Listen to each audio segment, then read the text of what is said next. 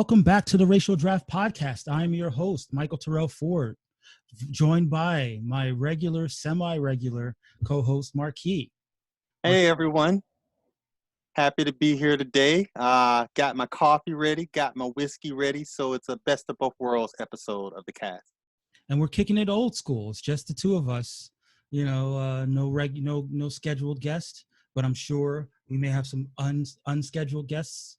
Last week's insanity was too much for the people, Mike. We had to take it down a notch after all the chaos. Yeah, maybe so. But listen, chaos is coming though, because we are finishing out the 11th round and we're about to go into the all chaos, all nominations, all polls, 12th round, where everybody goes for broke. And I for one am looking forward to it. But before we jump into 12th round, let's go back and talk about the 11th round. What did you think about the 11th round overall? Man, it was fun, dude. It got a little bit strange there at the end, as I'm sure we're gonna talk about. Some characters finally came off the board. I wondered why it took that long for it to happen, and it's a weird mixture of competitive and ridiculous right now. Yeah, and for sure we had our first head-to-head poll. So I was kind of watching that very closely. That one, I think it was like 52% to 48%. Ah. For that head-to-head poll, it was just a couple votes the other way could have swung it. So that was kind of fun to see. I mean, we've talked about, like you said, there were certain characters that I felt like should have gone way earlier in the draft, and seeing them finally kind of fall in this round, made it pretty exciting. Which brings us to that first pick. Last week we had Kia from the multiracial delegation and S from the Latinx delegation, and they both had this character in their polls. Of course, Kia, played she had a little gag going with her poll because she had all four picks be who she finally ended up with, and that's Deadpool. I mean, I feel like it's a very Deadpool thing to do, which is one of the reasons why I kind of let it go. Right. Well, this is the theme of this week's episode: is people making a mockery of your rules, Mike. That is very, very much thematically consistent. But like I said, Deadpool he of the breaking the fourth wall. I half expected him to acknowledge being part of the racial draft after it turned out that he won. So, listen, the people spoke. They spoke on two accords. They want Deadpool to be multiracial. I don't know a lot about what Kia's plans are as far as the specific racial makeup of Wade Wilson, but I can imagine a situation where he keeps it hard and fast as to what his actual ethnicity is. I feel like that would maximize his hilarity as well, to be racially ambiguous and depending on the situation that he's in, talking himself up as a member of a different race whenever the situation calls for it. Sort of a Christopher Nolan Joker style backstory for Deadpool. Yeah, exactly. So I'm here for it. I think that one of the kind of cool things about Deadpool is that he doesn't really strongly identify. I mean, he's Canadian, but he doesn't really strongly identify with any sort of cultural reference. So, he could basically keep the character trucking, as is for the most part, and not really tinker too much with his backstory to keep him in spirit. Which is good, because we know Kia doesn't actually do backstories for any of her characters, so that is very helpful for her. Yes. She is all about well-known characters that most people know about. The backstories are why go into the backstories? We all know what they are. The people will determine the backstory. Give it to the masses. Exactly. But that does bring us to the second pick, which was the Native American team. Generally speaking, they are the opposite of Kia in that they have extensive backstories, and this was no exception. This time out, their pick was Hawkeye, in fact. Now, I know. This is actually a character that I really enjoy. I always like the characters that are just sort of regular Joes hanging in there with the suits. So it's nice to see the sort of character break into the draft. Yeah, Hawkeye's an interesting character.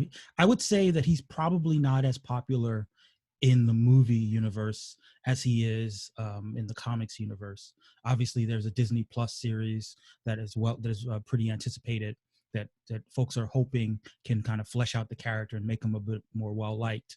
But Clint Barton in the comics is kind of your ne'er-do-well, gets into trouble, and like you said, he's out there. He's a regular guy hanging out with these superpower beings with really only his skills to, to even the odds, skills and trick arrows, as it were. So let's jump into backstory. As per, I believe Joaquin came up with the backstory for this one. Born Clifford Bartholomew Red River of Ponca and Osage parents, Clifford is a wild child, a lot of energy and a little mischievous. His parents figured that with all this energy, he could spend it with someone who could keep him in check, his grandfather. His stay, although expected to be temporary, unlocks a destiny for this young warrior. Through a twist of fate, Cliff's parents are killed and he's left with his grandfather. Although life was rough, his grandpa teaches him archery, as well as how to track, hunt, find water, and live under harsh conditions. As he begins to grow into a young adult, he finds out that his grandpa was in special forces, decorated with multiple engagements and given the call sign Hawkeye.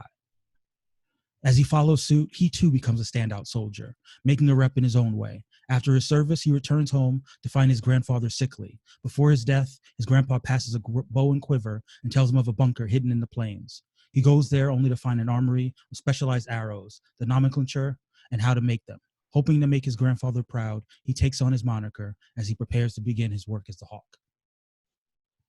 I like it. I mean, it tracks fairly well with the traditional backstory. Still gives him some of, if not most of, the same motivations. Allows him to be a little bit of a trickster when it comes to the arrow. Gives him some of the military training, maybe a little bit of the spycraft that we associate with Hawkeye as a shield agent. And I think that I definitely think it leaves a lot available as far as further storytelling. So, Mike, as far as picks for the Native American delegation, as they've gone so far in the draft, this one's sort of non-controversial, almost conservative for them. I think so. Yeah. I mean, like I said, I think that this tracks fairly. There's not too much reinvention as to the core motivations of the character. I mean, there's some slight deviations, but that's okay. I mean, it's not a massive retcon, and it allows. I think it still allows the character to form some of the same associations and relationships that the classic Hawkeye forms. Well, but can you get points from this character? I'm wondering. Well, that's going to be interesting. So Hawkeye just recently had a miniseries that ended. So we don't know where he will appear next, but he does have some friendships, with characters like Black Widow and Mockingbird, and of course the young Hawkeye, Kate Bishop. He has enough interactions and friendships with the other Avengers that we could see him pop up in the next couple months and score him some points. Because if he does pop up, he's definitely going to be using his arrows and his skill set, and probably taking out an enemy or two just to show his marksmanship. So I could see him being kind of a mid-tier scorer if he does appear. And for the 11th round, that's value. No, I agree with that. I actually feel like this is exactly what I was expecting, sort of more of this late in the draft. Not super powerful, amazing characters like Deadpool still being on the board, but this sort of character that's like functional, appealing, strong, but maybe not necessarily top tier A-list. Right. And that brings us to the third pick, and that's our friends in the Polynesian delegation. Secretly, I think I coined the phrase in our chat. He's the guy they told you not to worry about. I think you did. He definitely finds a way to snatch away beloved characters from other delegations with a smile on his face. So this one was no exception. They drafted Kitty Pryde, Shadowcat. Are you familiar with the character? No, actually, in general, with this particular round of the draft, I feel like 50% of it as a layperson, I was like, oh, what is the deal with that character? So this will be a good episode to educate me. I mean, this is a character that you've definitely seen if you've seen the X-Men movies. She was played by Ellen Page in those movies, and I think in the second and the third X-Men movies. And also in Days of Future Past. She has a much bigger role in the comics. She was one of the first kind of viewpoint characters. Right. When they wanted to reintroduce the idea that the X-Men were teenagers, they would every now and then what they'll do is they'll introduce a young mutant and make them the character that is the neophyte that learns about the mutant world. And she was the first of the kind, I want to say, in the early 80s. She's a young Jewish girl who has the ability to phase, change her density, and go through objects. She becomes one of Wolverine's apprentices, so she learns how to be like a ninja. She grows up. She forms these relationships with some of the younger, New Mutants style characters, but she, sort of sticks around with the X-Men. She has a romance with Colossus. She becomes the leader of the X-Men for a while, and currently she happens to be dead. But oh well, don't let that stop you from drafting her. Yes, because as you know about the X-Men, they tend not to stay dead for long. So the hope is by drafting, my guess is that people waited on Kitty because of Kitty being dead and not really knowing when or if she would be resurrected in time. But presumably because of her popularity, if she is resurrected, we're going to see her in things. And actually, now that you mention it, there are some storylines that have been set that are currently going on in the books that were set before she died. So you still may score points with depending on when those books come out. You could get some Kitty Pryde points based on the weeks before she died. So phasing, Mike, this power that she has feels a bit like invisibility to me, where I may not be comprehending the implications because it sounds a little stale to me. So she can walk through walls. What's the big deal? Yeah, well, she can change her density, and she could change the density of other people as well. And she can also do it in such a way that she can change mid-phase, so she can phase someone halfway through an object and then leave them in that state. She's used it in a variety of different ways. She once phased an entire missile that was going to go through a planet, and was, obviously it took a lot out of her, but she basically saved the world by changing the density of the missile so that it wouldn't destroy the Earth. Is that how she died? The hero's death? I assume she just died. No. She died. There's a current storyline right now where the X-Men have discovered the ability to come back from the dead, but for some reason it doesn't work on her, and they haven't figured out why. So she was on a mission, and she's currently a leader of a team called the Marauders, and they're pirates now. What they do is they control the black market of Krakoa, is where the mutants live right now, and they're Krakoan goods that places that don't have a treaty with Krakoa. Her group kind of controls the trading to communities that need it, but that don't, for whatever reason, don't have a treaty with the mutants. So because she had some issue with her powers that she can't use. Krakoa uses these teleporting gates, and her power somehow interferes with those gates. So because she feels like an outsider from Krakoa, she's found her, past tense, found her path as a pirate alongside some of the other mutants. And on a recent mission, she got got double crossed, and they killed her. And people thought that, oh well, we'll just bring her back, but they couldn't bring her back. So that's what's currently happening with her storyline. She's the first mutant in the sort of post-death era to actually die. Yeah. Sounds like she might end up with her own book. It is. I mean, this, as it stood, the Marauders book was her book, as in she was the leader of the team. But it's possible that she might get a mini that talks about, whatever it is that kept her from coming back. Or maybe she has to go through a journey. There's a lot of room for a focus. I don't know if that will happen in the immediate aftermath or whether it will happen sometime in early 2021. But yeah, she's definitely a character that's got a lot of upside, and she's got a big fan following. We're joined by, we have a drop-in, one of the co-captains Plot twist of the Latinx team. Say hello to the people, Martin. Hello, people. And co-captain, that still feels weird. Well, how you guys feeling after that devastating loss this week? I mean, it's a win for Martin.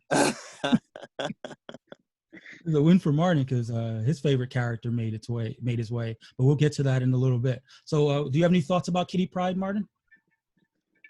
No, not really. Is that the point that I joined in? Kitty Pryde? Well, Okay. we can go back. I mean, this is the third pick of round 11. You know, the second pick was Hawkeye. I don't know if you had any thoughts about Hawkeye for the Native American team.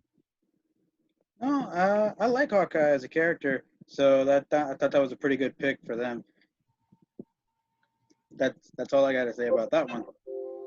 And I'm sure you have thoughts about Deadpool, given that Deadpool in your poll. I mean, Exactly. you know, it was a very close poll. It was between one of four options: Deadpool, Deadpool, Deadpool, and Deadpool. Exactly. Yeah. So I only have a couple of things to say. As he takes out his prepared speech.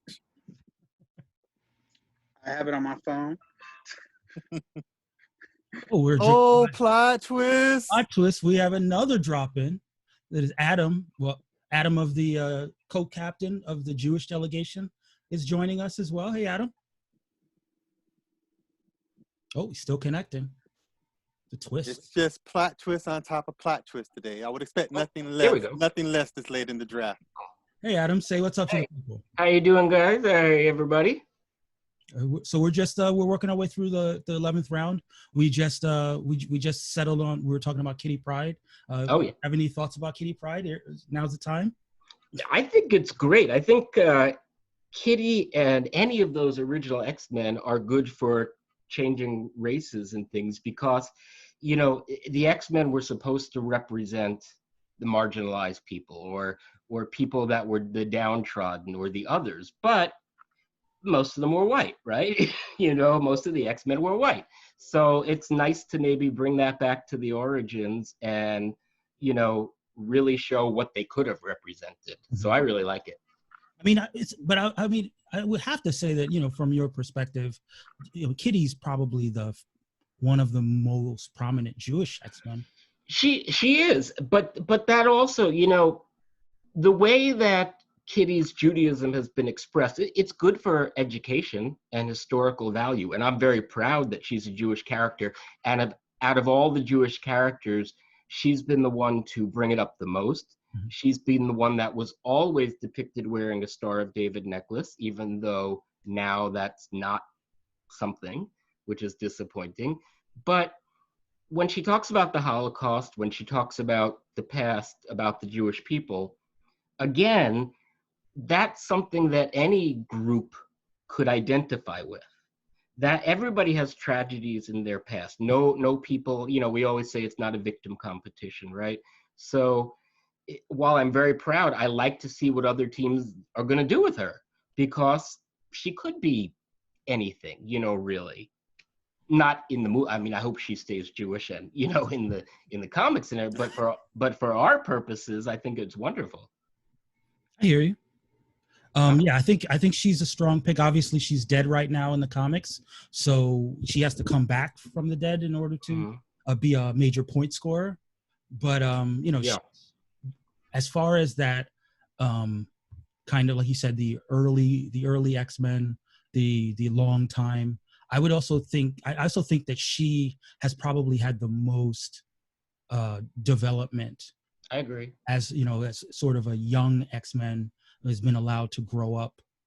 I wish they could all, the new, I hate that they still call them the New Mutants. I feel like, it's always that weird thing, comic book time versus our time, right? And they're always fudging comic book time to say, oh, yeah, no, it's only been 10 years since the 1960s or whatever it is. Exactly. But, Kitty has gone from being almost like a young teenager, a very young teenager, almost a tween, to leading teams. And I kind of wish they would go that direction for some of the other characters. Yeah, it's tough because I think with a character, we were talking about this earlier, because Kitty was one of the viewpoint characters. Right. I think a lot of readers, when she was introduced in the early 80s, right? Mm-hmm. So I think that for the readers who started following the X-Men in the early 80s, she was permitted to be the character that grew up with those readers. I agree. And then, right, you're right. And then that's why they did the New Mutants and then the New Warriors, you know, trying to find those things that would connect to a generation. Right. And I think that, you know, for a decade later, that was probably Jubilee, you know, a Yes. character that has also been permitted to grow up. I think that when you pick one character who gets to grow up, it's a little easier writers to sort of write around that experience. But when you have a team of characters like the New Mutants, Right. there's maybe a short shrift in trying to know like what it would take to grow all of those characters up.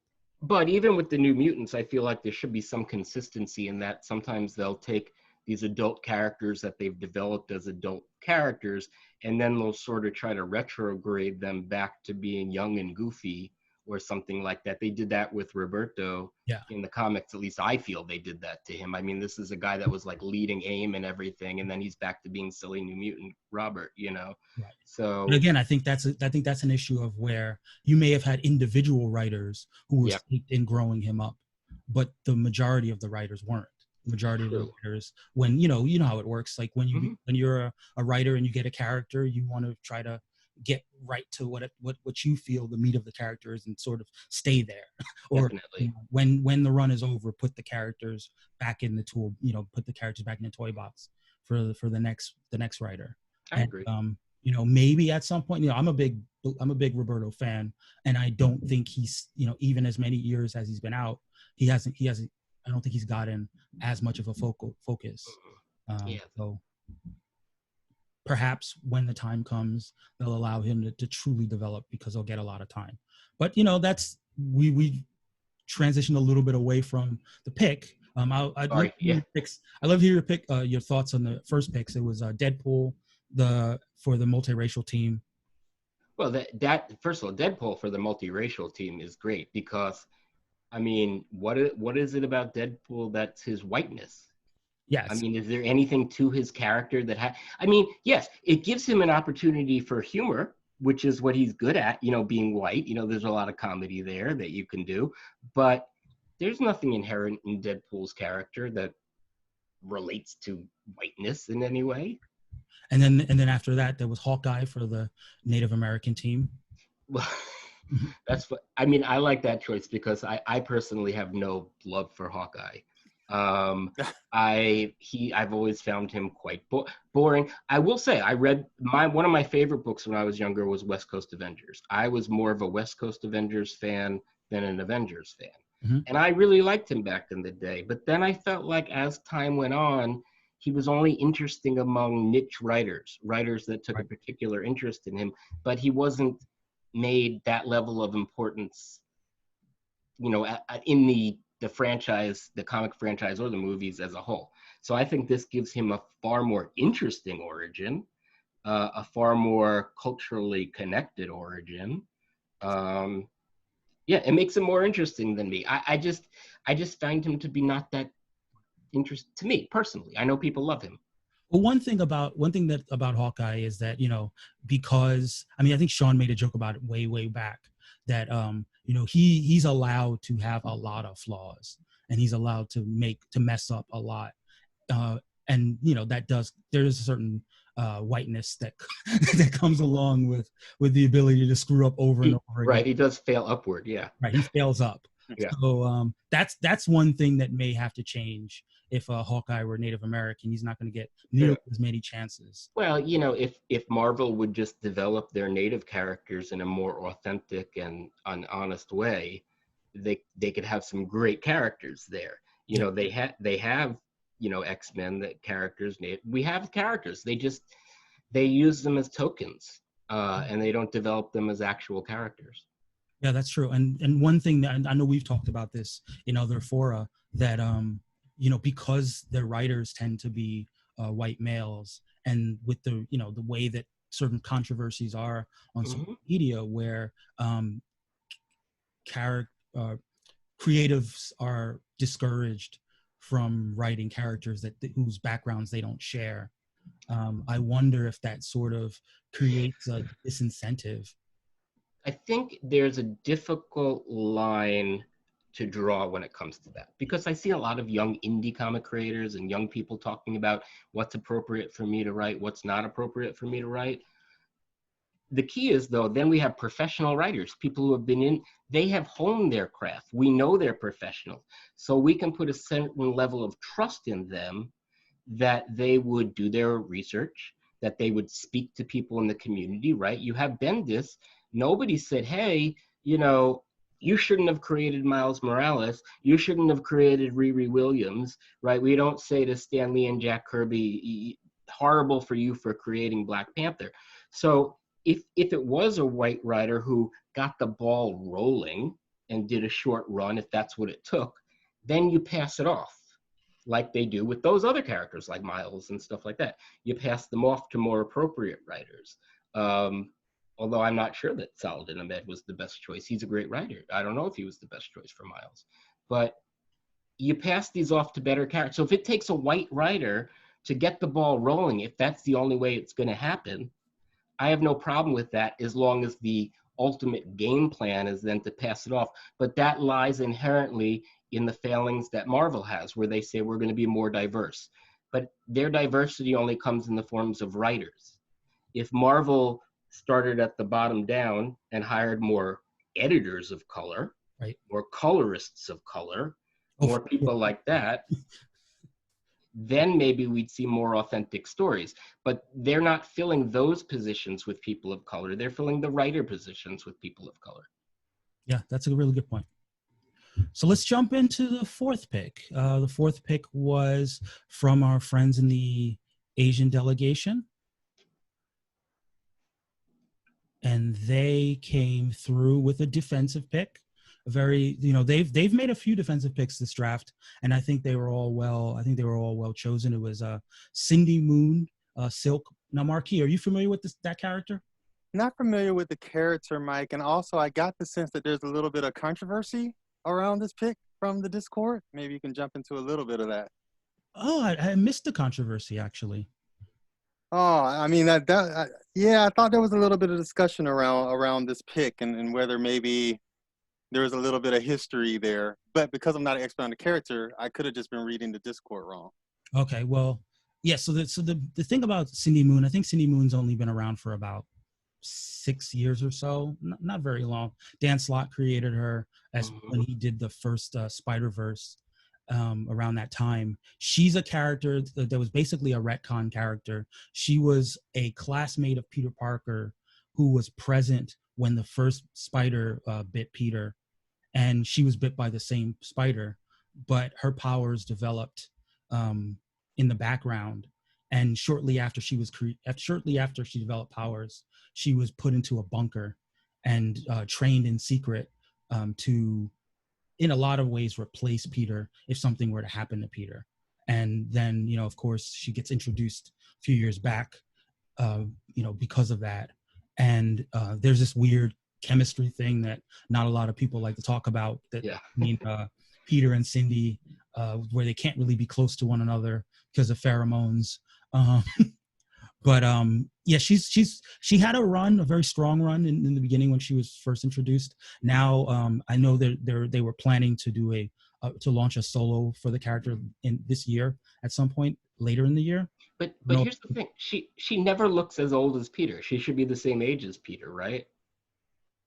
Well, yeah, like it feels like sometimes. Well, so sometimes it makes sense because she's Peter's age, or maybe a year younger or something like that, because she was, you know, gifted student or what have you. But because she was also in the bunker and was not exposed to the outside world, she does have very much a wide-eyed, I get that, a wide-eyed immaturity.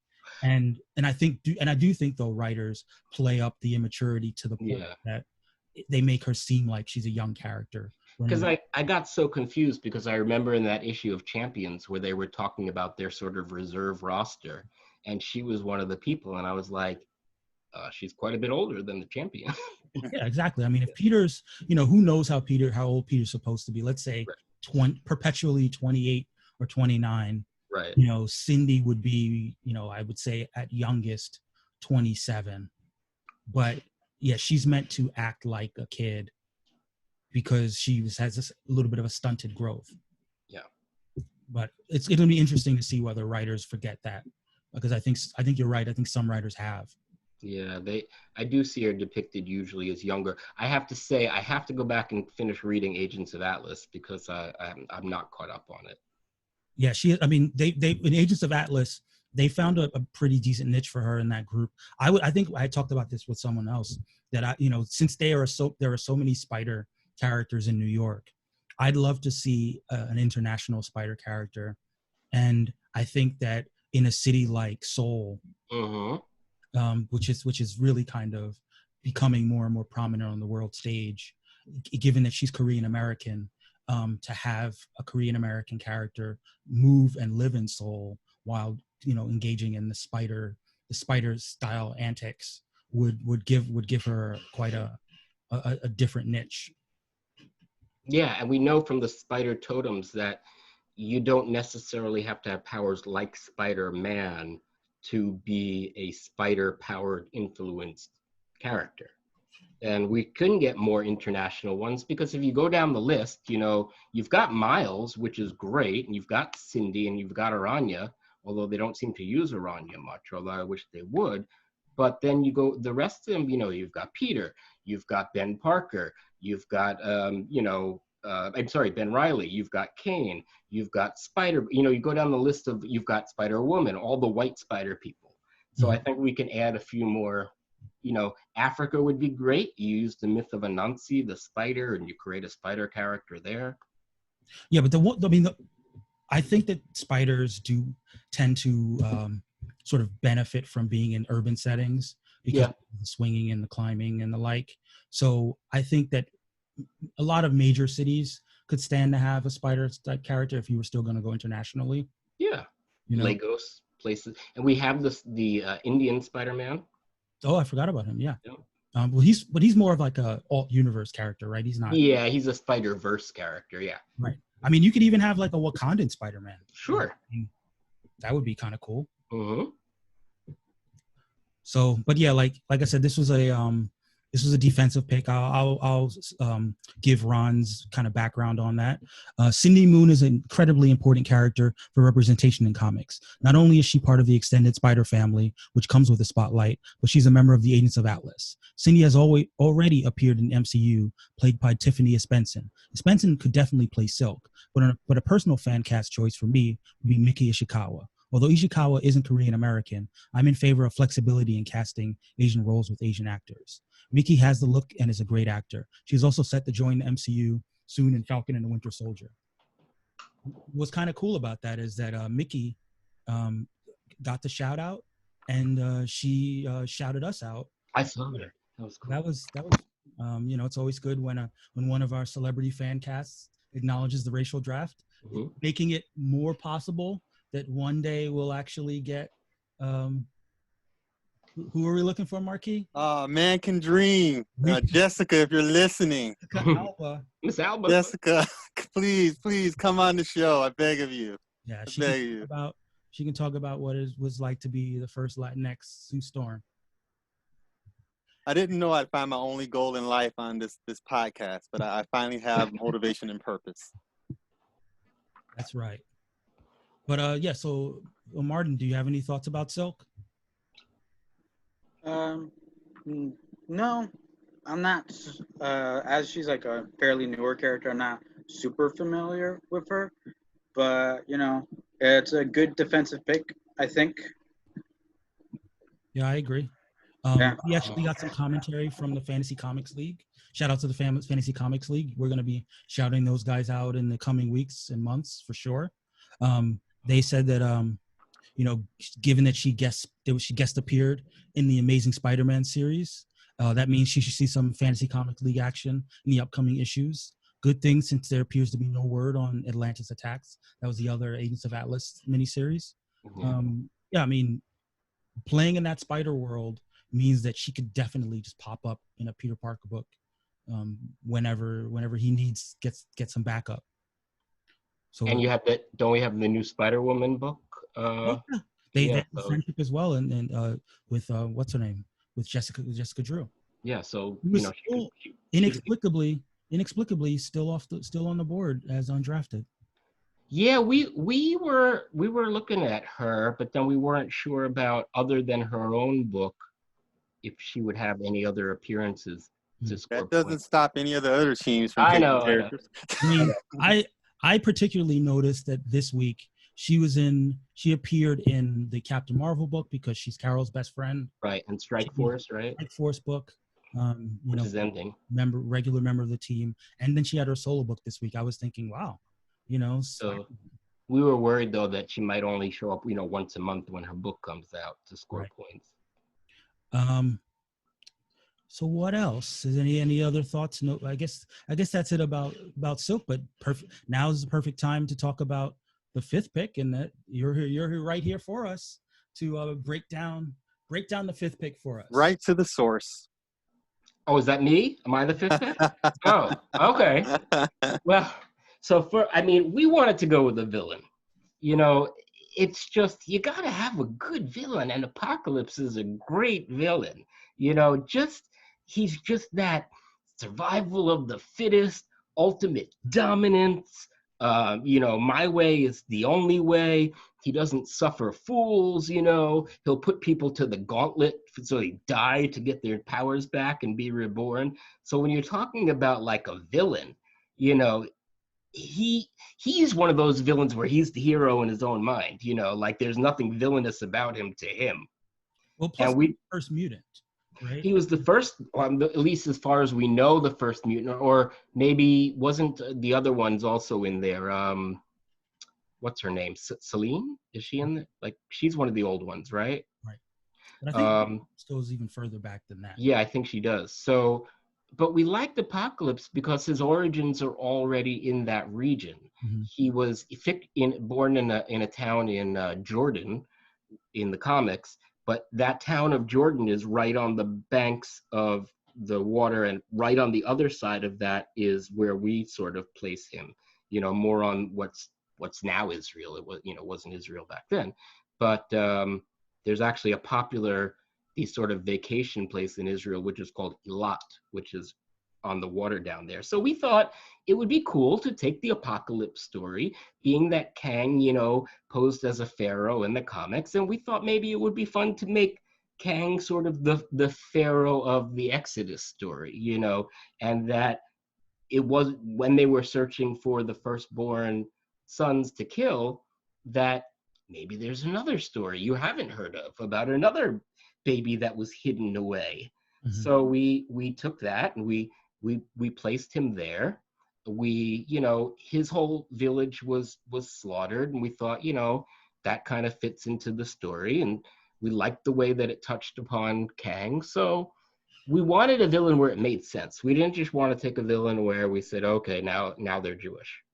So we I don't know, when we were thinking of villains, he's literally the first person I thought of, just because to me, people like him and Magneto and stuff like that, those are the villains I like, because everything they do is because they're a hero in their own mind. Well, particularly, full disclosure, I had been advocating for a while for the Black delegation to draft him. But we didn't even know that. Yeah, because he does have roots in Africa, and Africa, yes, of course, where the first people came from, mm-hmm. And again, Egypt, Africa, Jordan. Yep. It's regionally there are some of the same acknowledgments. And my thought process is that, like you said, to the extent that he considers himself the hero of his own story, there's a little bit of a Hotep element to believing that there's a divine nature to his development, and a prophecy to himself, and a sense that he's destined to rule, and that everyone else's evolution is to get them to where he already is. That everybody else is imperfect. Right, and he's a god. Perfect. He's a god in his own mind. Right. And and again, there's a certain Hotepness to being a god, believing yourself to be a human god, and wanting to see other people become gods themselves.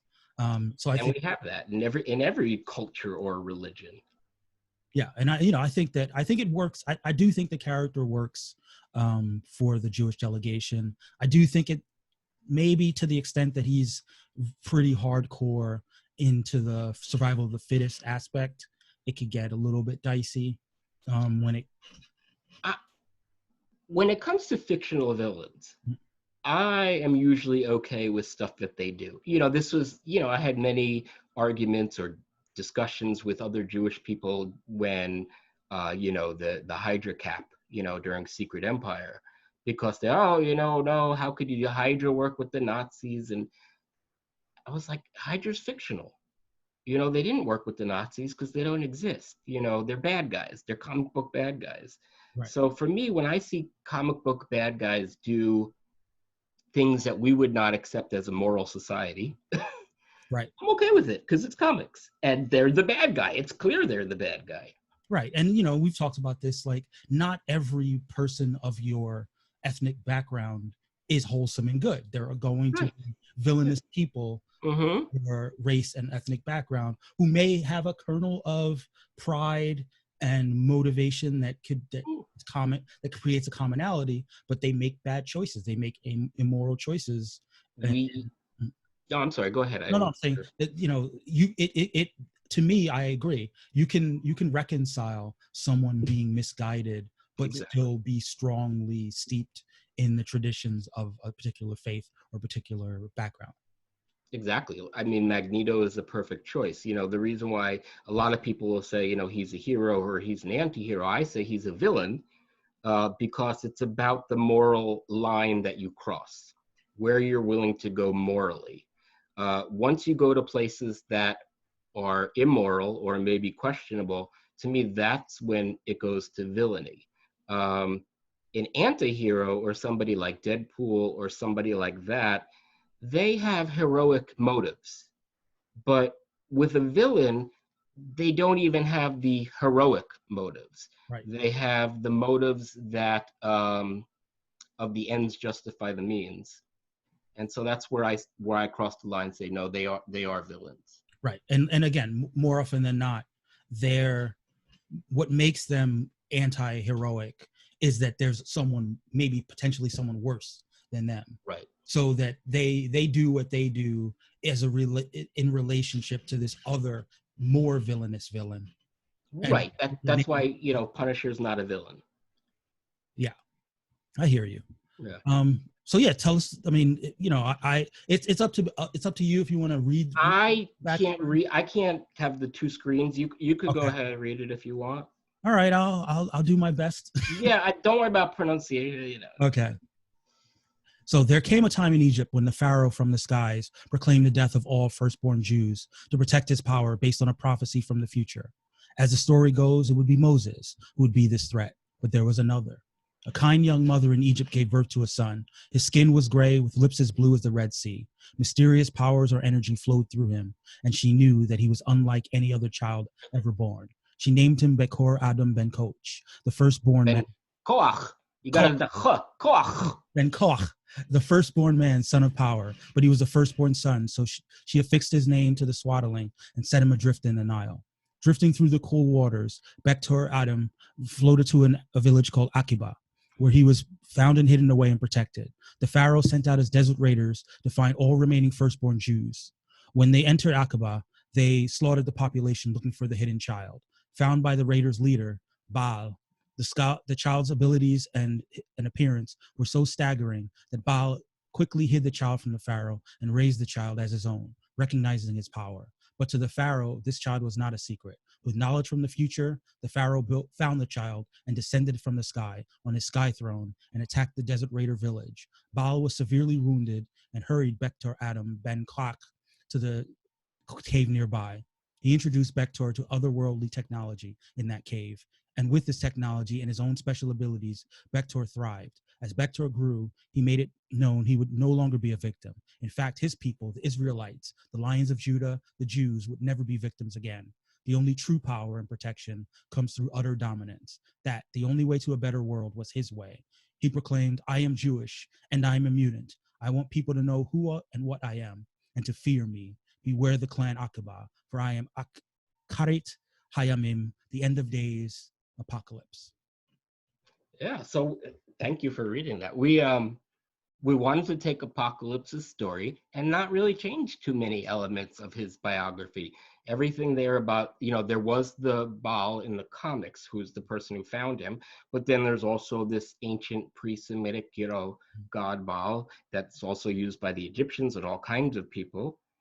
The cave, that whole part with the cave and finding the celestial technology, that's, from there. And then at the end, I tried to play a little in joke, because what he says at the end, I'm Jewish, I'm a mutant, blah, blah, blah, that's exactly from a Kitty Pryde panel, which I posted. Now, hers obviously doesn't finish with "and to fear me." Right. So I wanted to take what she was saying and sort of twist it to, like, look out.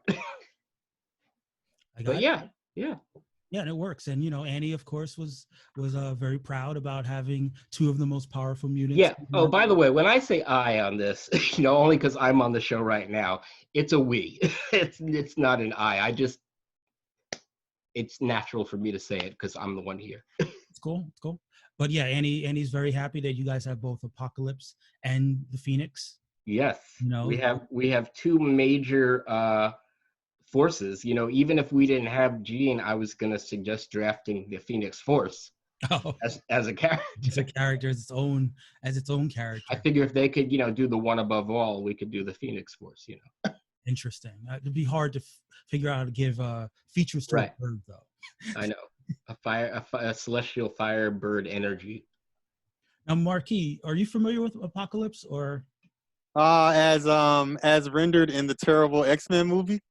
Oh God! Yeah. That's your only association. Yeah. Of course, all my expertise comes from those movies. So yeah, I'm very familiar with the character. I thought you would have at least remembered him from the X-Men animated series. Probably. There's probably some buried memories in there deep down in my core. But yeah, the most recent memory, definitely the movie.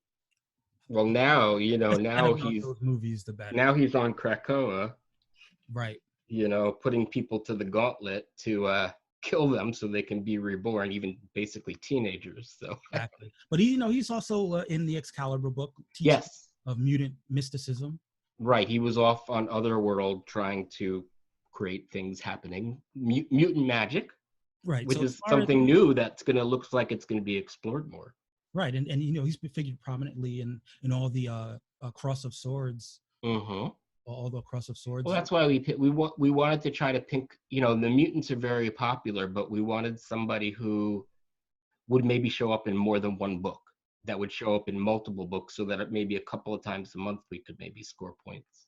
Yeah, and I think he's fairly prominent, which is, again, why I was so surprised that he fell all the way to the 11th round. I figured as far as, once you got past the, sort of the Magneto, Professor X, that Apocalypse would be sort of right here next. So well, I mean, we could have taken the ultimate villain and picked Professor X, but he also feels rife with storytelling potential. So just from a storytelling perspective, because he's so old and there's so much you could do with the character, it is surprising that he's gone this late. Right. I mean, I was going back through old readings. I mean, he fought Thor, and wasn't he the reason that Stormbreaker was created? Was it? I'm trying to remember that. I don't even remember. Yeah, I mean, I think that's how old he is. Yeah. And Thor had to forge. Maybe it wasn't Stormbreaker. I think it's the other one. I forgot the one that Storm has, or is that Stormbreaker? No, it's the one that's kind of like half hammer, half axe. The one that that's Stormbreaker, but that's the one that Beta Ray Bill has. Maybe. I think it has. I think it starts with a J. Whatever the name. Oh, maybe. Yeah, right. One's an axe. Right. So he wanted to create an armor. He created a weapon that could pierce a Celestial's armor. So that's how far back Apocalypse's history goes, where he's fighting Asgardians. Mm-hmm. So it would be interesting to see if that sort of resurfaces, particularly depending on where they go with Cross of Swords, whether that's just going to be an X-Men event or whether it's going to cross into some of the other comics. It looks cool. I mean, when I saw that artwork of the new characters that they were introducing, I said, well, this could be interesting, because it's rare that we get an event these days where it's them versus something we don't know about. This is going to be totally new, so it looks interesting. Yeah, and that's how many issues is Cross the Swords supposed to be? Well, who knows with the COVID, like, That's true. well, I mean, I'm sure that the run of the main title will go the length, but I don't know about if they were doing any tie-ins or anything. Okay. I know they canceled a bunch of Empire tie-ins, so. Yeah, but listen, X-Men's a totally different animal. Like, Oh yeah. those books are selling like hotcakes, which They are. There's a really good chance that if you draft out of the X books, you're not gonna lose many books No. from what's being solicited. I just hope it moves events along. Like, I'm always disappointed with events where the event just ends and there's no lasting repercussions, there's no character development from it. Everybody kind of goes back to status quo from before the event. So I always like events where there's some kind of change. Yeah, I agree. I mean, I prefer some major consequences of the event rather than sort of the summer camp approach. Yeah, They I go agree. off, have an adventure, and then they come back, and Yeah. nothing's really nothing's really happened. Nothing's changed. Yeah. So that does bring us to the sixth pick, and that was where it all started to fall apart, guys. I gotta warn you guys, as we get deeper into the draft, Mike feels some sort of way the further down this draft we go. So you may get a raw, uncut Mike today. So imagine my surprise to find that the white delegation, who was supposed to come here and answer for their crimes, the white delegation drafted Katara from the Southern Water Tribe. Now, is that a Avatar: The Last Airbender character? Someone fill me in. Katara? Yeah. She's from Avatar: Last Airbender. And apparently, according to Sean, there is an Avatar: The Last Airbender comic, so she is eligible. But apparently everyone else doesn't know about this comic because they all hit up my inbox and the Twitter account saying, "Oh, we can draft cartoon characters now," Right. and this is where we're at now, people. Well, and Smurfs are coming up next, Mike. You're Papa Smurf next round. Now that the floodgates are open. Well, that's why I said that we were going to draft Optimus Prime. Yes, I'm not sure exactly how you render the Judaism of Optimus Prime. I mean, is the voice actor Jewish? I don't know. I don't think he is. Probably not. I don't know. Maybe. But yeah. I mean, if you could figure out a way. I mean, does he have a Star of David embedded in the Autobot? I don't know how he was circumcised. I don't know any of that. We'd have to figure that one out. Oh man. Roll out. What's the goal here, Mike? With a blowtorch, I guess. But what is the white team trying to do here? Are they trolling your draft? I think the white team, remember, they're as we know, he's aggressively pursuing whitewashing, and it would appear that this was a brown girl in the comic or the cartoon, as it were, and she's no longer. She is a white girl. And it seems that when there was a movie, the Avatar: The Last Airbender movie, she was whitewashed in the movie. So to troll both me and to troll all the fans of Avatar, he decided to reinforce this whitewashing. So there's a method to the madness. Yes, the madness of drafting a cartoon character and fan casting Nicola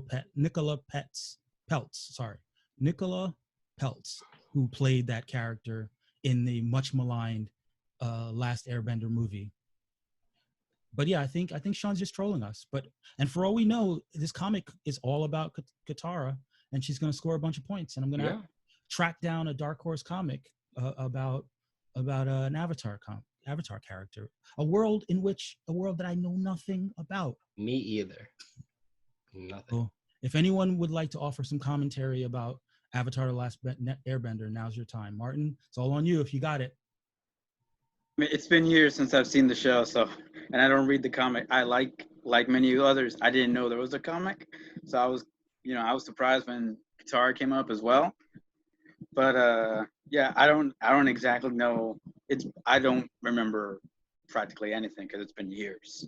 Yeah, I think you guys are hearing now that we may institute a challenge system in future seasons for certain picks of whether they qualify as comic characters. I think this would think this will open the door to some rules changes down the line.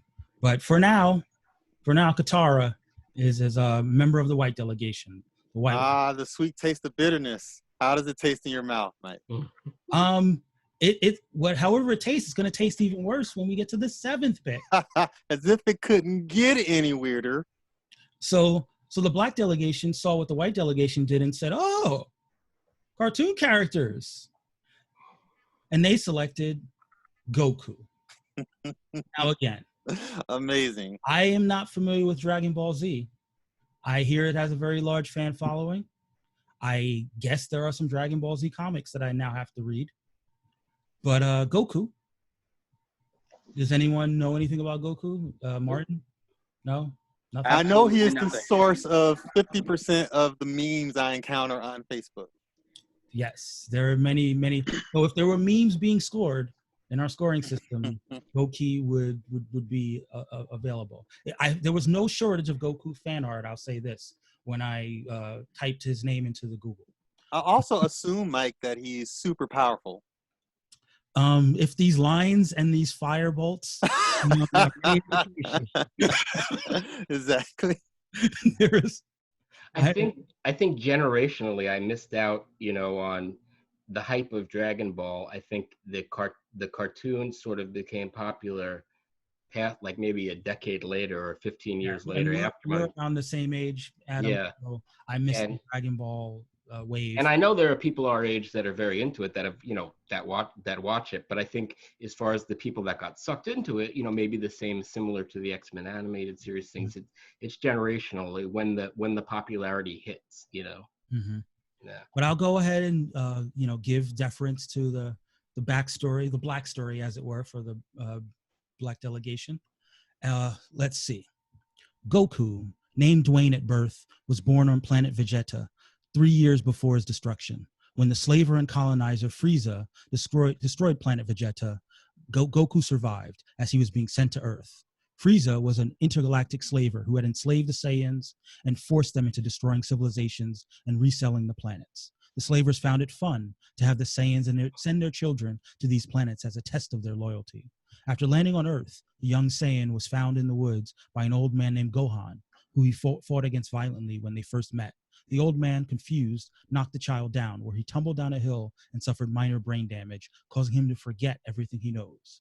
The old man, noticing how strong the boy was, figured he could put the small child to work and make some money off of him, giving him the name Goku.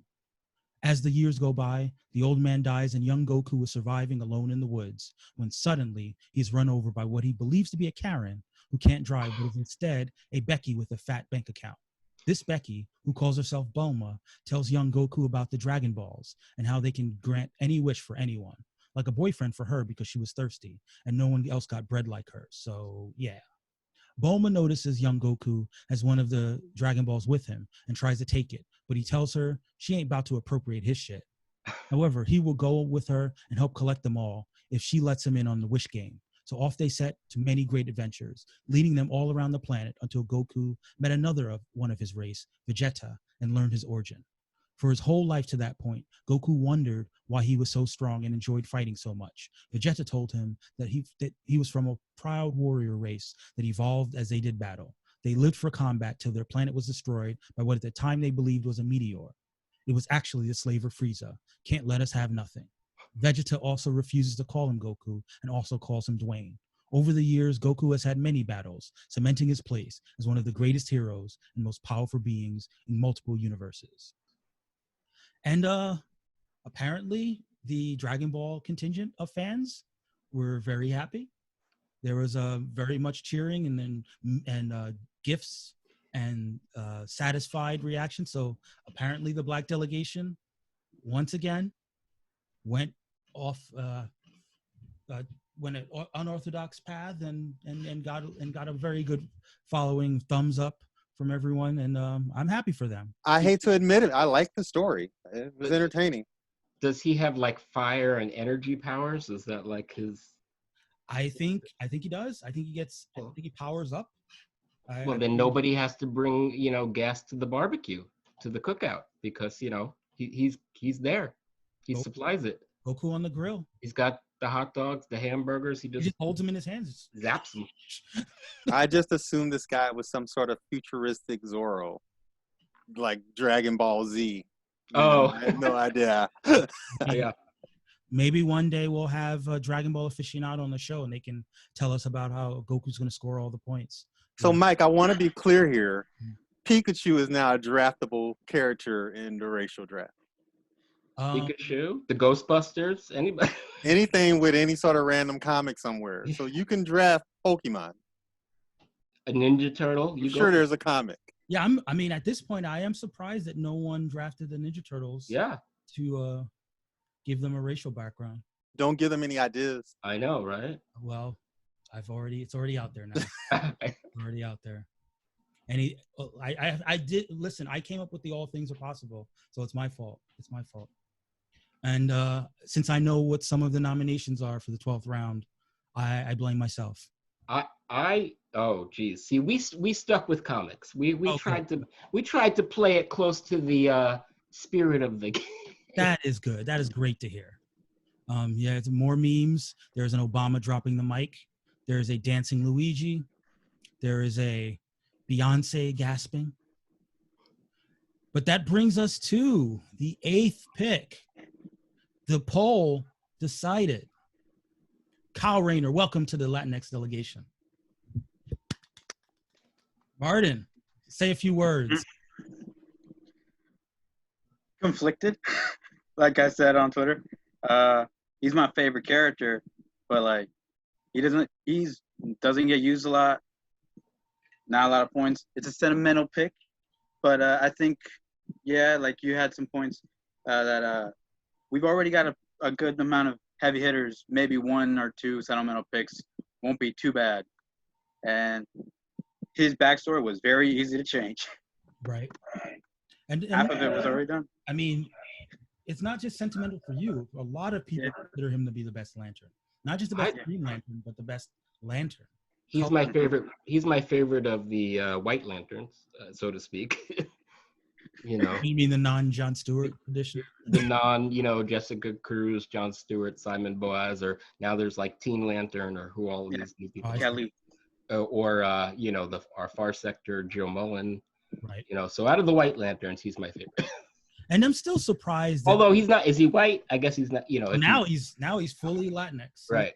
Well, I mean, like his dad was like mestizo, so it's like right. There's some brown in him. He's white passing, I think. Yeah. Well, he's definitely white passing. Yeah. Now, are you keeping him white passing for the racial drafting? Tyler Morley, I think, is a little bit white passing. Yeah, like we're keeping like it's a little white passing. There's a little bit of a tan in there. That's why I had to when I did the backstory with his dad, I still wanted to have a reason for why this little Mexican kid will be called Kyle. Mm-hmm. And so I couldn't have his dad go under the cover of Aaron Rayner, so I just changed that one name. Okay. And I had to have I had to keep his dad somewhat lighter, like maybe he could pass for like Italian or something. Right. But so he's a little lighter, but he's still like Mexican from both his parents. Right. Yeah. Yep. Like you said last week, you scraped the mayonnaise off the toast. Yeah. But it's a condiment, so it's like a little hard. There's gonna be some still left on it. Can't get that mayonnaise taste off. Yeah. You never completely get rid of the mayonnaise. No. Always in there. But before you read the bio, I just one of the things I personally always loved about Kyle is that he was a comic book artist, right? Basically. Yeah. So it's kind of like he's kind of like our surrogate, right? He's kind of like the comics fan who got superpowers, like it would be like if one of us went outside and found a lantern ring. So I always liked the fact that he was a comic book artist who got chosen to be a lantern or became one. Yeah, and that's what makes it that much more disappointing that he's not used, especially in like something animated, right? Mm-hmm. You would think that someone who is an artist and would create all these constructs, these creative constructs, it'd be perfect for a cartoon. Mm-hmm. Green Lantern works for comedy too because of the constructs. Like there's so much you can do with a lantern. Yeah. There's a lot of humor there. There was back in the day. If you look at all of Hal's original books, the constructs were like, let me make a train to run you over, here's a giant umbrella to protect from the rain. Like, so Right. there's some comedy there too. Yeah, It's gonna be interesting. definitely. I mean, I know HBO Plus is working on a Green Lantern series. Yeah. But I don't know who's involved with it on the creative side and whether they will incorporate the comedy. Greg Berlanti. It's Berlanti, so he might very well. Okay, so yeah, if it's Berlanti's involved, he's pretty good about putting in light elements. Mm-hmm. I guess I was thinking because of the HBO involvement, they might go a little bit, I'm good with Berlanti. I just want to make sure it doesn't fit the CW mold. I hate that mold of like, you got the hero and you got the backup team, right? Their crew. And it's very Buffy. It's a Buffy model, but I think a lot of that has to do with the budgets. Yeah. Because I believe Berlanti has worked on Stargirl as well. He has. So that shows you what can be done, with you've actually put some money behind it. Better writers, better, production value. Yeah. And this would probably be one of their big flagship DC properties. We're gonna get a Lantern on Stargirl. Eventually they showed the Lantern. I just don't know who it'll be. I think it's gonna be Jade. Oh, is it? Alan Scott Statter. Oh, okay. All right, that makes sense. Yeah, I'm always like an episode behind on Stargirl. So we're gonna get Jakeem Thunder. We're gonna get a Lantern. We'll get other people. So and it looks like they're maybe taking some elements of what's that? Oh, what was that group that Stargirl was in the comics? Infinity Inc. Infinity Inc. That's what I was. Yeah. Okay. But yeah, listen, I'm rooting for Kyle. I'm rooting for Kyle to make more appearances in the books, and both in our scoring period and further on. I would like to see it. So I'm hoping this is a very savvy 11th round pick. Mm-hmm. That does conclude the 11th round, and that brings us to a discussion about what's to come in the 12th round. Are you guys? Twist. Are you guys excited for the all polls? We are, but I have an important question which I have been meaning to ask you. Okay. What if more than one team puts the same person in their poll and that person wins on two different teams' polls? Do we both get them? No, there's a head-to-head. That's what we did with Deadpool. Oh, okay. All right. So essentially what has to happen is if two teams win, the same character wins for two teams, the winner of the head-to-head poll gets the character, and the second place, the one that comes in second gets the second place choice in the poll. Okay. So then we got to stack it with all people we definitely want, no matter what happens. That's a risk. If you do what Kia tried to do, choose all Deadpools, you're in trouble. She was in a tough spot if Deadpool didn't win the head-to-head. As it happens, it didn't matter because Kyle also won the poll.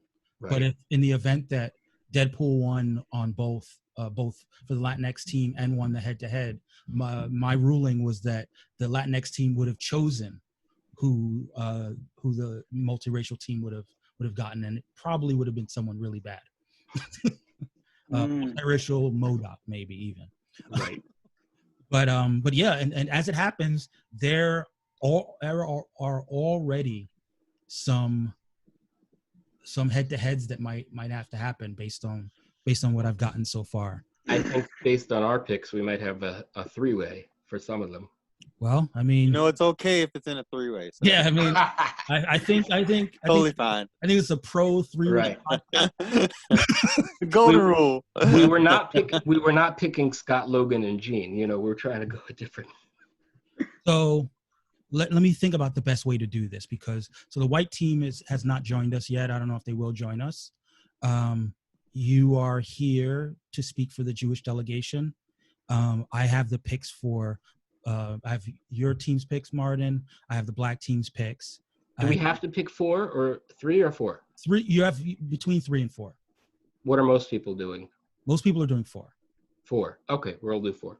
Okay. I think the best way to do it, because of the drafting orders, will go around. So Martin, you can give us your first. You can give us your first nomination. Say a little bit about it. Well, the first one I want to talk about is someone who was on our poll last week that we didn't get. Mm-hmm. And obviously, I'm not talking about Deadpool because he's got picked. So I'm going with the one I'm talking about is John Constantine. We're gonna try to make another play at him again. All right. And it's the same exact backstory as I kind of explained last week, tied to the Aztec trickster god and everything. Okay. Yeah. John Constantine. He is he's always out there. I mean, he's got a lot of exposure. He's in movies. They're just talking about another movie. He's in TV shows. He's in animated cartoons. He's got a couple. I think he's got a book that's due to be coming out in the fall. Yep. So, yeah, John Constantine's definitely going to have a lot of exposure in the coming months. So that's a great choice.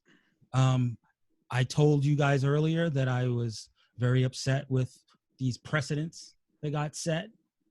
And I guess it's only fitting that as the game has devolved into Calvin Ball, that the Black delegation has drafted Calvin from Calvin and Hobbes. Yeah, they're off the grid. They're off the grid. They're nominating Calvin for Calvin and Hobbes. I would have taken Hobbes. Why not take Hobbes? Exactly. It's ridiculous.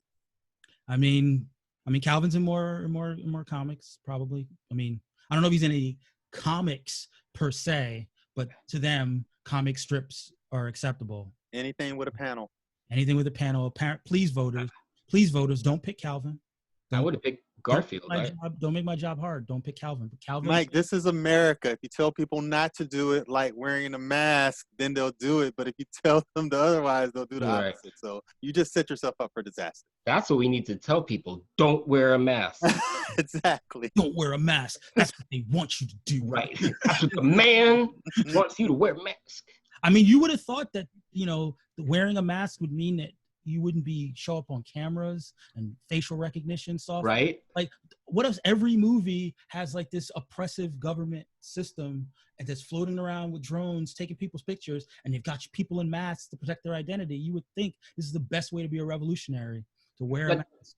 We spent all of our childhood thinking how cool it would be to like run around looking like a bank robber or wearing like a mask. And now here's your opportunity to do it every day in real life. And they're like, nah.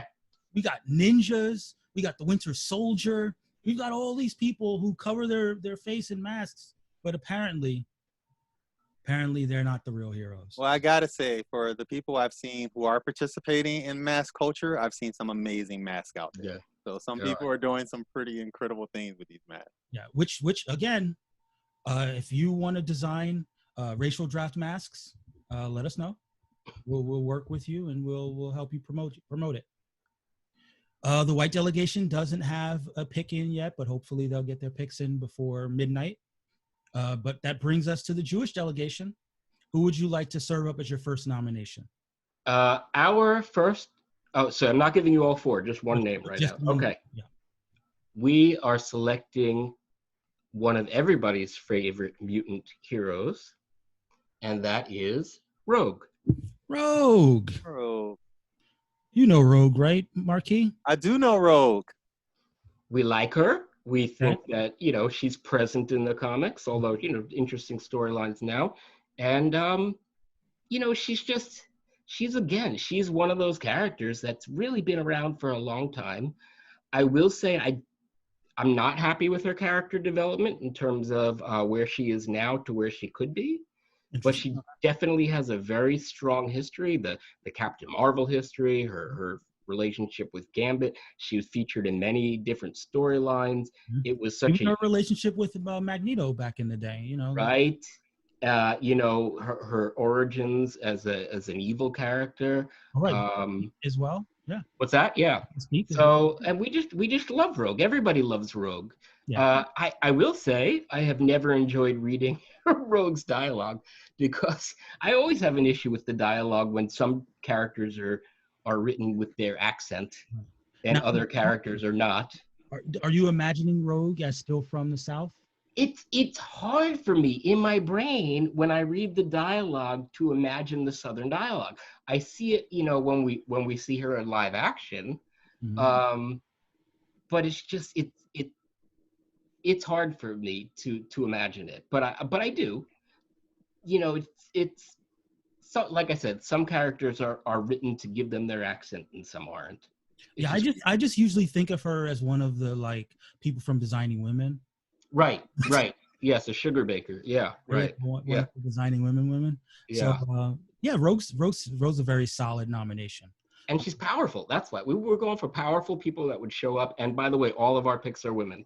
Oh, cool. Yep. I have nothing from the Asian delegation right now, but hopefully they'll get their picks to me as well before midnight. The Polynesian team, however, their first nomination is, we spoke about him earlier on the show, Roberto da Costa, Sunspot. Great character. Got a lot of money, got a lot of power. He's out there. He's doing his thing. What's his name really loves him. Hickman really loves him. So I imagine that we'll see him again before long. He's out in space right now, but you know, he's never too far away. He's usually being discussed. He's you know, I would love to see him be used more. And I think, you know, we've talked ad nauseum about the whitewashing of Sunspot, but here again, the guy we told you not to worry about is the Polynesian team is going ahead and taking one of the black characters right out from under us with possibly with this nomination. And that brings us to the Native American delegation's nominations. I'm only going to say one right now, but Marky, we've talked a lot about the Native American delegation, certain themes that they like to hit in their characters. I assume you're about to blow my mind. I'm just going to say that this is probably the most Native American delegation pick that we've had since early on. They nominated Spawn. Of course they did. They nominated. Of course they did. Spawn. Of course they did. You know Spawn, right? Yeah, of course. And I imagine this backstory will be suitably wild, in keeping with their tradition. In keeping with their tradition, exactly. And that's a good transition to the Latinx team, because I know that the Latinx team also nominated Spawn. Ooh. Plot twist. There's a bit of a head-to-head. Yeah, another one again for us. So what do you have in mind for Latinx Spawn? We haven't come up with a story just yet. Okay. Because we figure we're gonna have, like, if Spawn does win, then we have until like next week to come up with a story.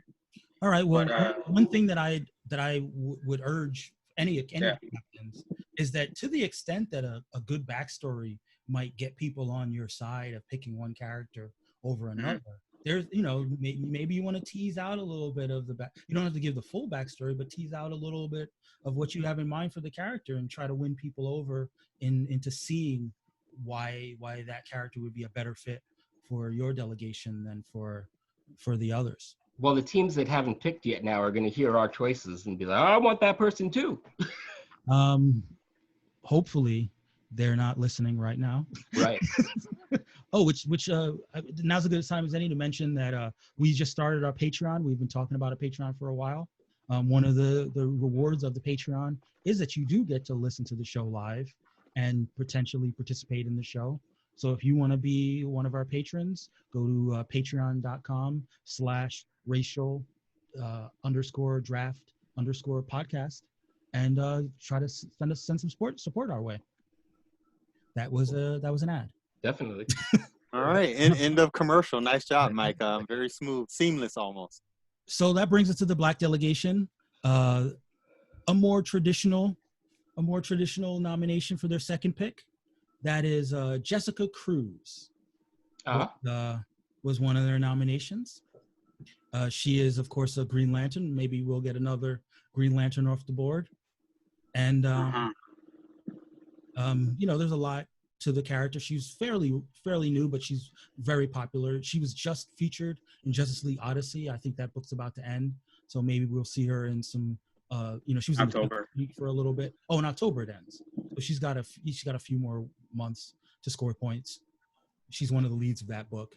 Yeah, she's a really popular character, and I imagine we'll see her in that Green Lantern series that we talked about. I would agree. And for the Latinx delegation, that could potentially be a major loss because she's one of the more prominent Latinx Latina characters in DC. Yeah. Again, nothing for the white delegation, but Adam, your chance to serve up another nomination for the Jewish delegation. Sure, Annie had a wonderful choice. It's a character that Annie really enjoys, and we wanted somebody who wasn't white. We wanted that we could take in, and we wanted somebody who was part of the Bat family. So our next choice is Cassandra Cain. Ooh, Cassandra Cain. We like her personality. We like what she can do. Mm-hmm. I know Annie really enjoys her character. We feel like she's a female character that needs maybe a little more love in the comics, flesh her out a little more. So we are very happy with our choice of Cassandra Cain. Right, and she's currently being featured in the Batman and the Outlaws comic. Yep. I believe is coming to Outsiders. Batman and the Outsiders. Sorry. Outsiders. Yep. I said Outlaws. Yeah, my fault. Batman and the Outsiders comic. Outlawed is the other, company. It's Red Hood. No, Red Hood.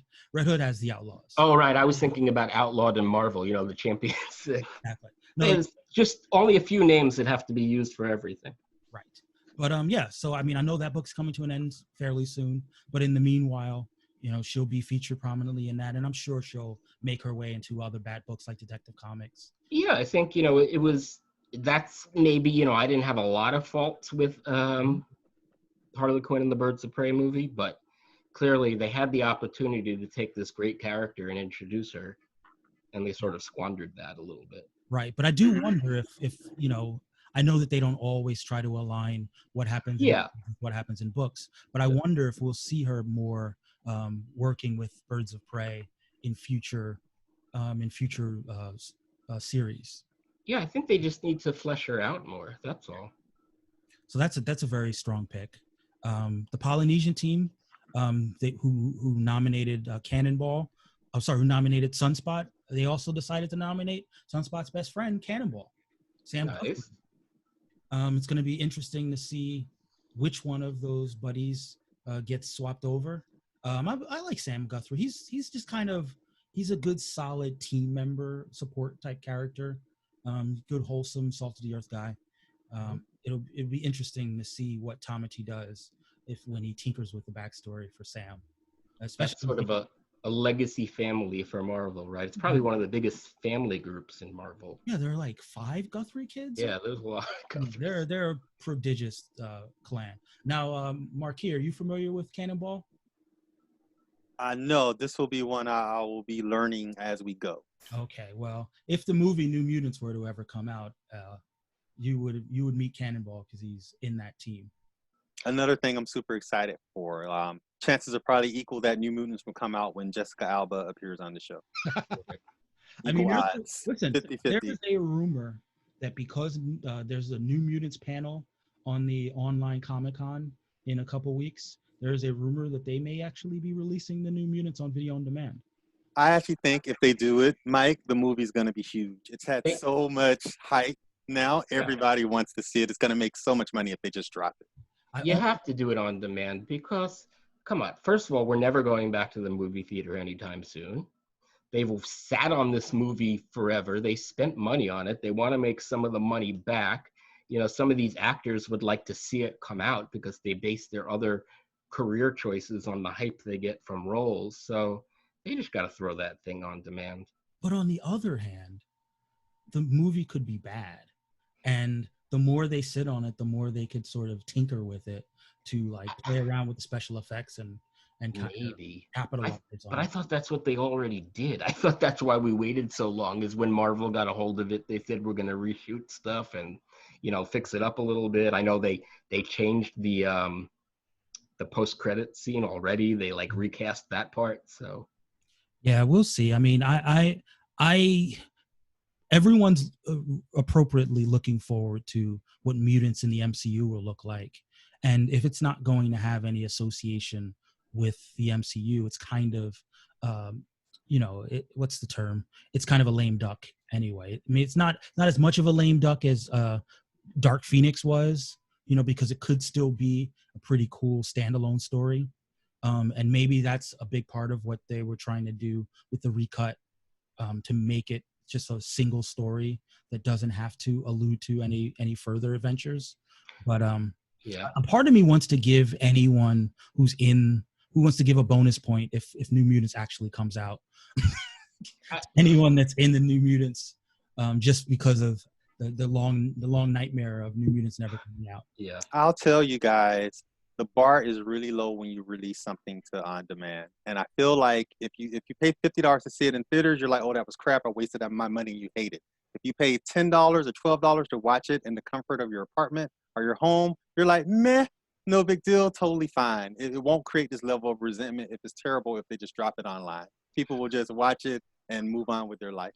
Now, here's the question. I got a question for you. Do you release it as you have to pay to rent it, or do you release it as part of a subscription that you're already paying for? Why? Since I have every subscription, I would love to get it like that, but I don't mind paying $12 to see it. You see, I feel like if it's good, you release it for free because of the goodwill from to get subscriptions to the service. Right, because people might want to watch it Right. more than once.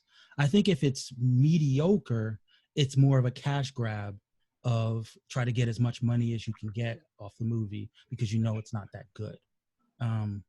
So I will say though that it always bothers me because some movies need to be seen on the big screen, and I'm not saying that's what New Mutants is, but I feel like often with very atmospheric movies, especially ones that have a horror lean towards them or suspense, they work better on the big screen because you're more you're sitting in a dark theater and you're more engulfed by the whole presence of the movie screen, and it's that communal feeling. Whereas when you're in your home on your TV screen, when you have lots of other stuff going around, sometimes you don't get as invested. And that's one of the reasons that I was thinking that they had been holding it back. Because if you look at how sort of like the Blumhouse movies do and some of the other sort of low budget horror movies, you know, way outperform their budgets. If you can position it as a horror movie and just make a lot of money off the teenagers that are the predominant horror audience, you might get kind of a sleeper hit where, you know, as opposed to trying to market it as a blockbuster and falling short of that tonal. Well, that's the thing though. If it's scary, if it's a horror movie, like they said, and it's scary, then you need to show us that in the promotion, because we've seen the trailers or at least the teaser trailers. They give you that mood of a horror movie. They show you the feeling that it's going to be atmospheric, but they haven't shown anything where you go, ooh, or like, oh man, I want to see that. You know, they're just giving you the feeling of it right now, where they haven't actually shown anything in a trailer where if I was a horror fan or a fan of scary movies, where I go, ooh, I need to see that. And that's another reason that I wouldn't put it on Disney Plus. You know, Disney Plus and horror don't really go together in people's minds. And I think that if they are trying to push it as a horror movie, it's smarter to put it on Hulu. And maybe even put in, you know, I know Hulu has that Huluween thing that they're aiming for in October. But the shame is that we don't have sports right now, all right? But maybe there'll be another major event, because my feeling is when you're going to release a movie like that, you release it as an event. You don't say, okay, well, starting whatever, you know, midnight, 12 a.m. on this day, it's available. You say, tune in following the Super Bowl for the premiere of New Mutants on Disney, you know, stuff like that. Then, and plus then they can really track how many people are viewing it at the same time. Right. Yeah, I mean, it's definitely from a marketing perspective more bang for the buck. Yeah. By having it fit around an event. But I'm gonna be curious to see whether these rumors come to light and whether we actually see New Mutants before our season is up. And maybe we'll talk a little bit about giving some of the New Mutants characters some play. I hope we get to see it. I feel like it's going to do massive numbers because of all the internet hype surrounding it. Old Guard apparently is Netflix's most watched movie ever. I don't remember any marketing for that whatsoever. Netflix tells me 72 million people watched it though. I think you can drop anything on these platforms and do massive numbers now because everybody's still stuck at home.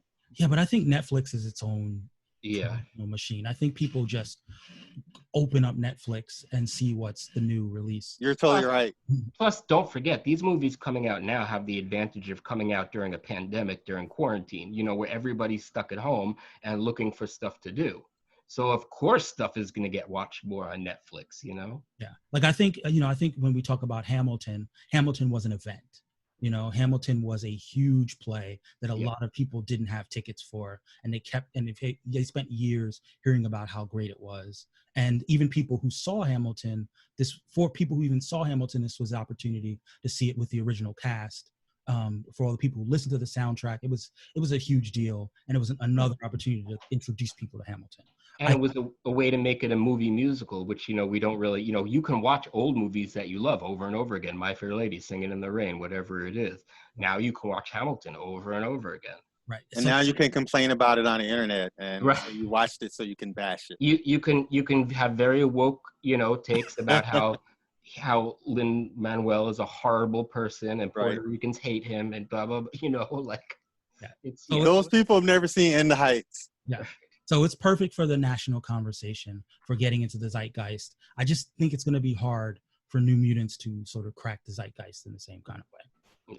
Yeah. But let's jump to the next nomination for the Native American delegation. It's funny. I wish Kia were on the show, because we had a while back, we were talking about characters who feel like a natural fit for the Native American delegation. And this one came up pretty early on, and that is Elektra. Now, are you familiar with Elektra, Marky? A little. It's one of those names that's floating around in my head. Obviously not an expert. So she's a character from the world of Daredevil. She's an assassin. Yeah, she's Jennifer Garner, right? I mean, she's the one on the Daredevil TV show, Closer. Yeah, you saw the Daredevil TV show, right? Yeah, that's correct. Yeah. I told you, this one's in my head a little. Yeah, she was better than Jennifer Garner on the TV show. Oh, I don't know. I love myself some Jennifer Garner, so let's just agree to disagree. Well, I like Elektra. I think Elektra, even though she was well portrayed on the Daredevil TV show, she has even more depth in the comics.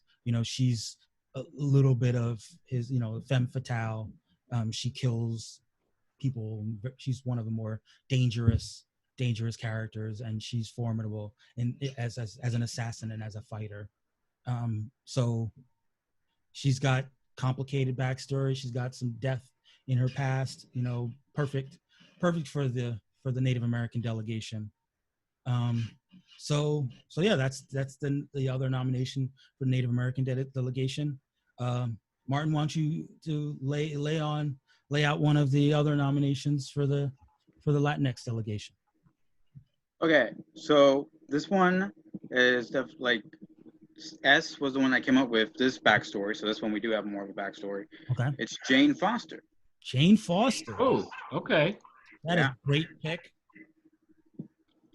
Okay, so I really wish S was here, because this was like her idea, but I'm gonna read it off.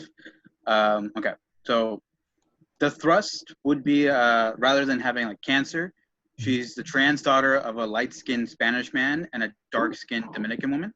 Okay. Unlike our Don Quixote Thor, whose transformation is an aspirational recall of brave knights, hers is a hiding of her dark-skinned AMAB, which is assigned male at birth, body, in what her real life manifests as doing drag and heavy white makeup and living out this idealized self while dealing with crippling depression.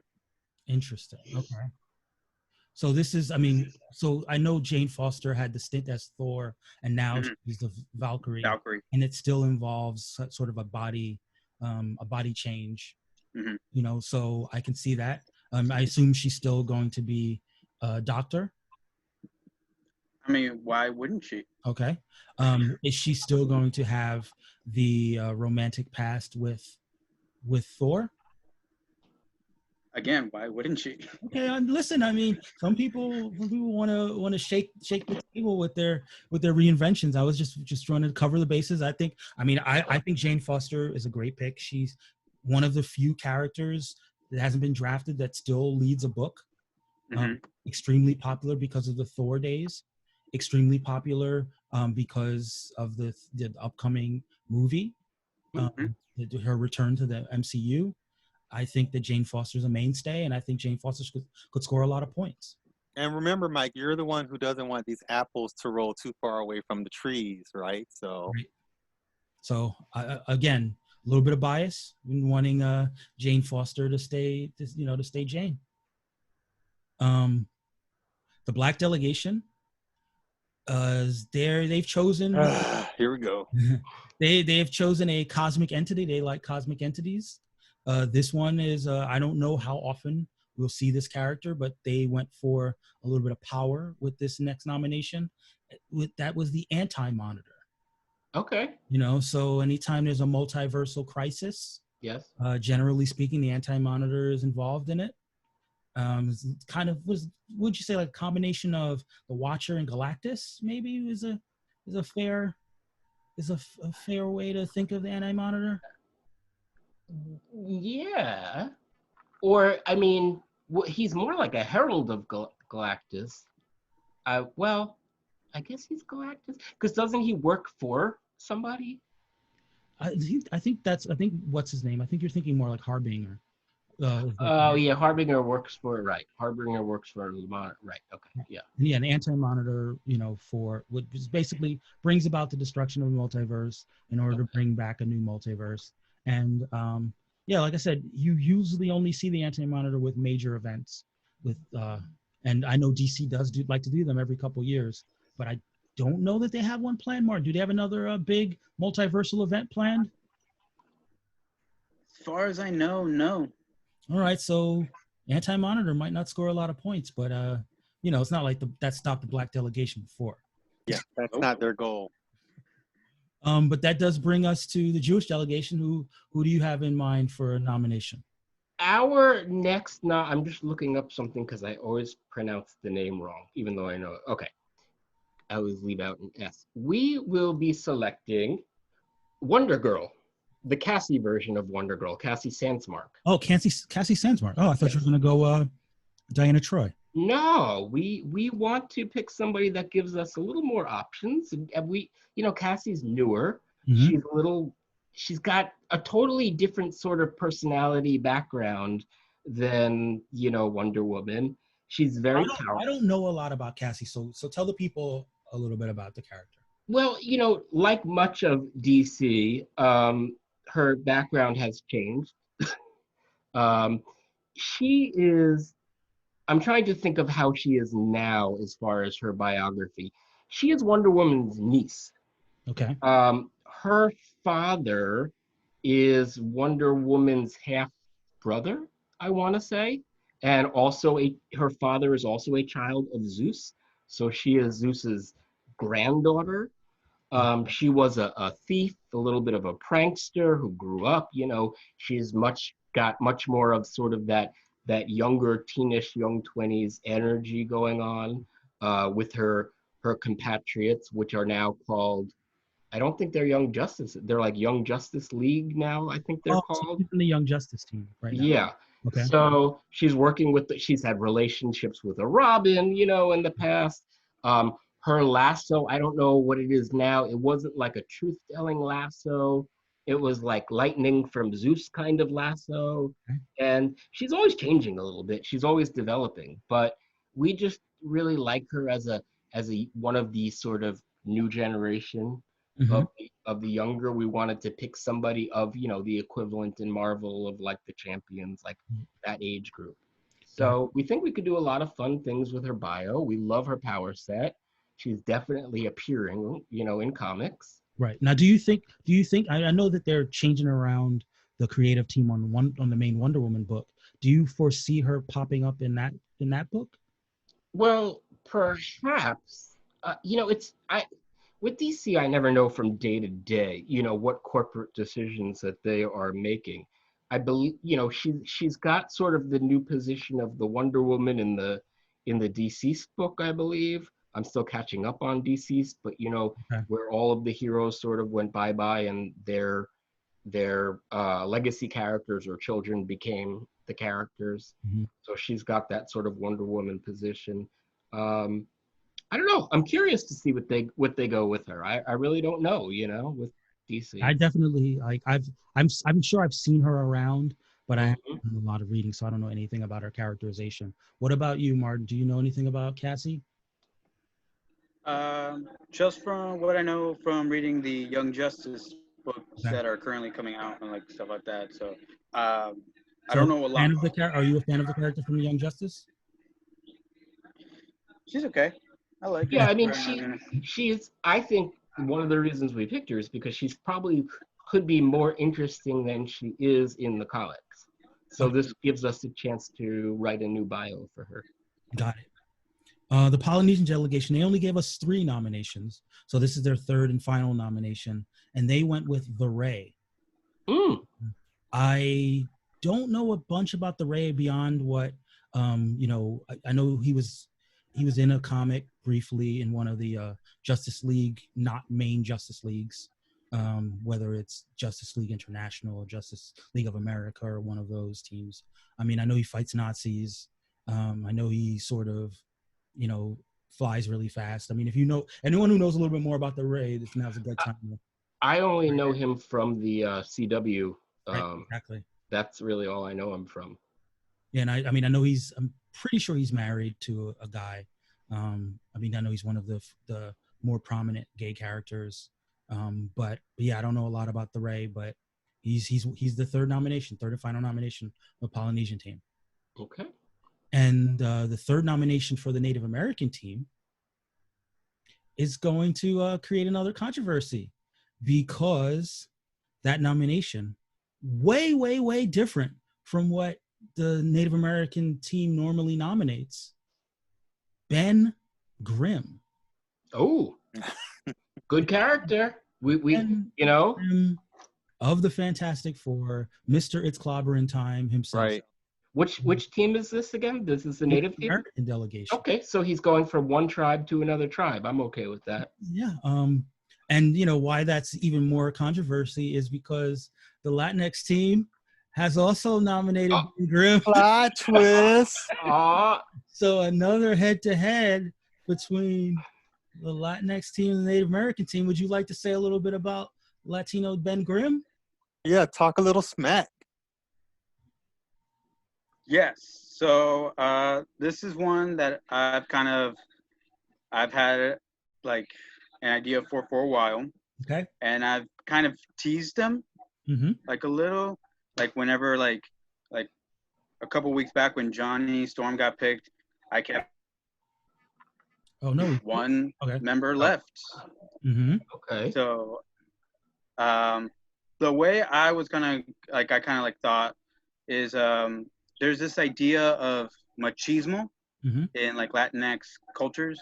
Is this kind of like hyper masculinity kind of thing. So one of the things is kind of like not really being able to be open with like emotions and stuff as much as you probably would want to. Okay. As it's probably seen as like a sign of more like quote feminine. So he obviously grew up in that kind of thing, even though he himself is is obviously like he would be more like nice. He'd be like more of like more emotional. So, but the idea is that he can't express his emotions as well as he wants to. Okay. And then the whole so he has to put on this hard exterior. Oh, I see. Okay. So when he gets bombasted with the cosmic rays, amazing. We lost you for a second, Martin. He's coming back. Come on, Martin. Come on, Martin. Yeah. So when he gets bombasted with these cosmic rays and turned into. Okay. Wait for it. Can you hear me now? Yes. We can keep hearing you talk even if it freezes, I think. Oh, no.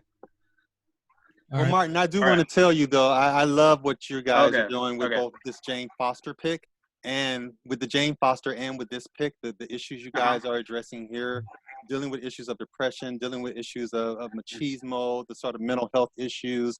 I love it. I love using these characters to address sort of these real world substantive issues and using a comic story as a way to help people navigate that. That's good stuff. Right. And Adam, the Yancey Street's on the Lower East Side, right? Yes. Yeah. And the Lower East Side. Yeah, there are a lot of Latinos on the Lower East Side. Yeah, the Lower East Side was the area that was like the melting pot of melting pots, you know, of when the immigrants came to, at least on Manhattan. Yeah. Yeah, so I mean, there's definitely, you could still keep his Lower East Side roots. It's funny. I will have to share with Martin. I made a tweet like, I don't know, a year ago, maybe more, where I thought that the Thing should be one of those characters to have a legacy character in Marvel, as so many do. And I had created an inner city, his last name was Suarez, called Thing for Hire. And he also gained similar powers, but he was more of like Luke Cage in personality than Grimm. Okay. I'll have to share it with you. Yeah, but I love your idea. I like that. Yeah, I can see it. Thank you. Yeah, I mean, whether he's, you know, in the team or whether he's, you know, in solo adventures, I can definitely see that sort of retweaking of the Thing working really well. I mean, and you know, he's rough around the edges. He's still connected with the streets and connected with the neighborhood. And you know, I like the idea of him having that, you know, roughest exterior that ends up being literalized through the cosmic rays. He should get like a luchador mask, you know? That would be great. Like Bane. Yeah, I mean, we already lost Bane, so we might as well put that luchador mask somewhere else. Right? Yeah, instead of, I mean, it's kind of weird though. Like everybody knows who the Thing is. Like you're not really hiding your identity. That's what makes it cool. It's ironic. But then again, the Thing walks around in a trench coat and a hat, and you're expected not to know. So Superman just wears glasses, so there, you know, that hunches a little. Yeah. Right. He just uncurls the curl. That's right. They'll never know. Meanwhile, we live in a society where everybody's wearing masks and we all know who each other are. Right. Now, I got to be honest. I'm Black. I have not been a fan of many of the picks of the Black delegation, but this nomination, definitely my favorite of their 4 nominations. He is a man from the future. And as I've often said, I'd like to believe that Black people have a better future than past. Maybe he has a reason to hate the past because of being from the future, because of our backwards time. And he has no problem with traveling back in time and making wholesale changes to the timeline. I know where you're going with this, Mike. I know where you're going with this. Talking about the Reverse Flash nomination of the Black delegation. No, and remember, such an expert on this character, thanks to this. And remember, you know, based on the first draft pick, the original, the Barry Allen Flash was drafted by the white delegation. So that's just another reason to hate the white Flash. I really hope Reverse Flash wins. I'm sure their backstory is going to be filled with layers. So fingers crossed that the Black delegation. He only has to defeat Calvin. I think it can be done.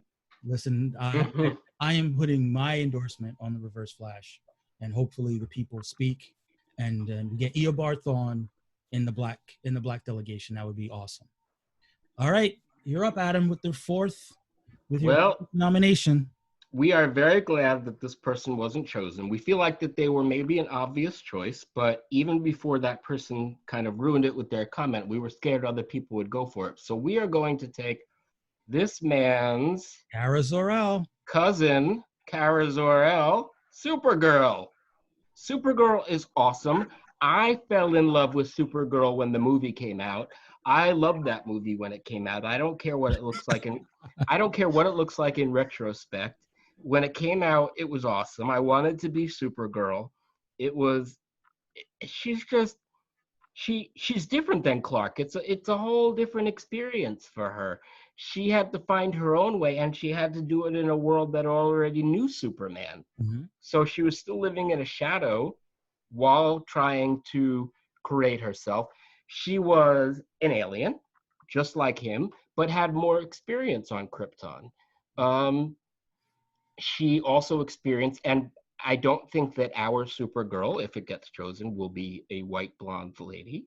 We think that Supergirl is another character where her whiteness doesn't necessarily come into play.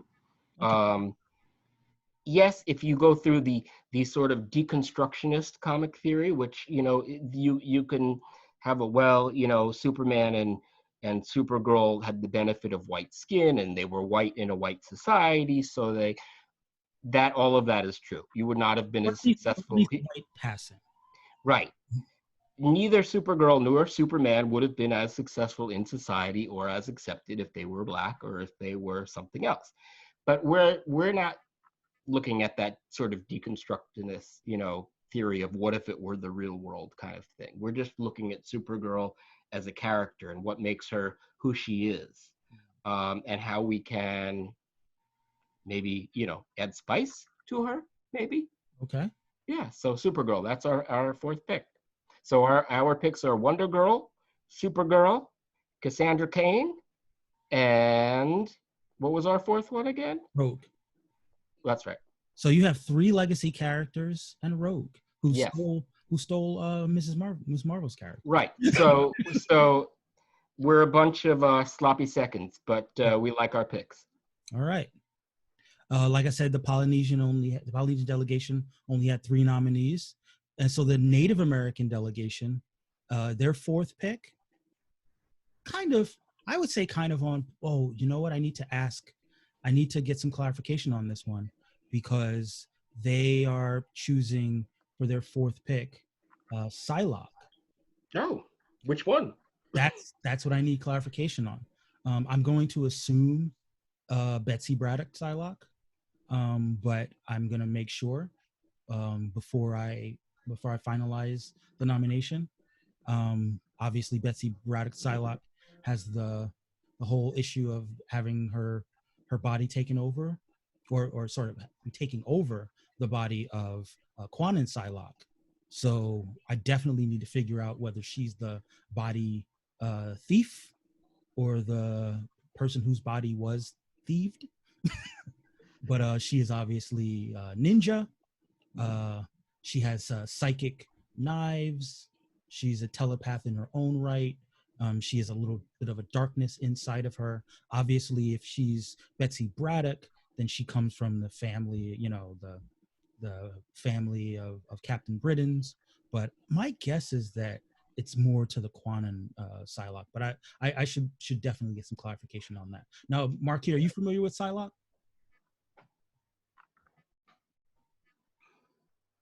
Marky? Can you hear? No, he's muted. His mic's off. He's muted. Yeah, Marky's muted. I don't know if he can hear me. So is Martin. Yeah. I don't know. You're both muted. Marky, Yeah, I'm here, guys. The small technical difficulties, but I'm present. And the answer is no, not too familiar with this one. Oh, okay. So yeah, I mean, that's okay. I'm a comics reader, and I really don't know much about her either. Yeah, I used to be a big Psylocke fan back in the 90s. I mean, I know Psylocke. I don't know I don't know who Quanon is as a character, really. So yeah, I mean, so Psylocke, so Quanon is basically the woman whose body was taken over by Betsy Braddock when she became Asian Psylocke, the Japanese woman. In recent years, they've allowed her to resurface, her personality resurface in the old Asian body. And now Betsy is in her original British body. Does she retain the same powers that Psylocke had? It appears so, yes. It appears. There was some question as to whether she had the same powers in the first place, and that's one of the reasons that it was easy enough to, for the takeover to happen. So right now she goes by Psylocke, even though traditionally she went by the name Quanon. Is she being used outside of the series that got canceled? So she moved from that Fallen Angel series that Brian Edward Hill wrote over to the Hellion series. Oh, okay. She's one of the leads of that series. Did that start, Hellions? Yeah, the first issue came out, and I think the second issue comes out this week. Either this week or next week. I'm so behind. Yeah. So she's around. I think that they're feeling, so, one of the issues with the Psylocke character is the whole white woman taking over the body of an Asian woman, and how fraught that is now. But the problem is that there are so few prominent Asian X-Men characters that she does have a strong following. Yeah, but whose fault is that? That's their fault because they have the Asian character.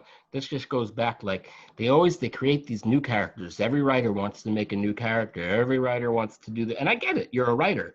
Yeah. You've wanted to write for Marvel or DC all your life, and they're letting you create new.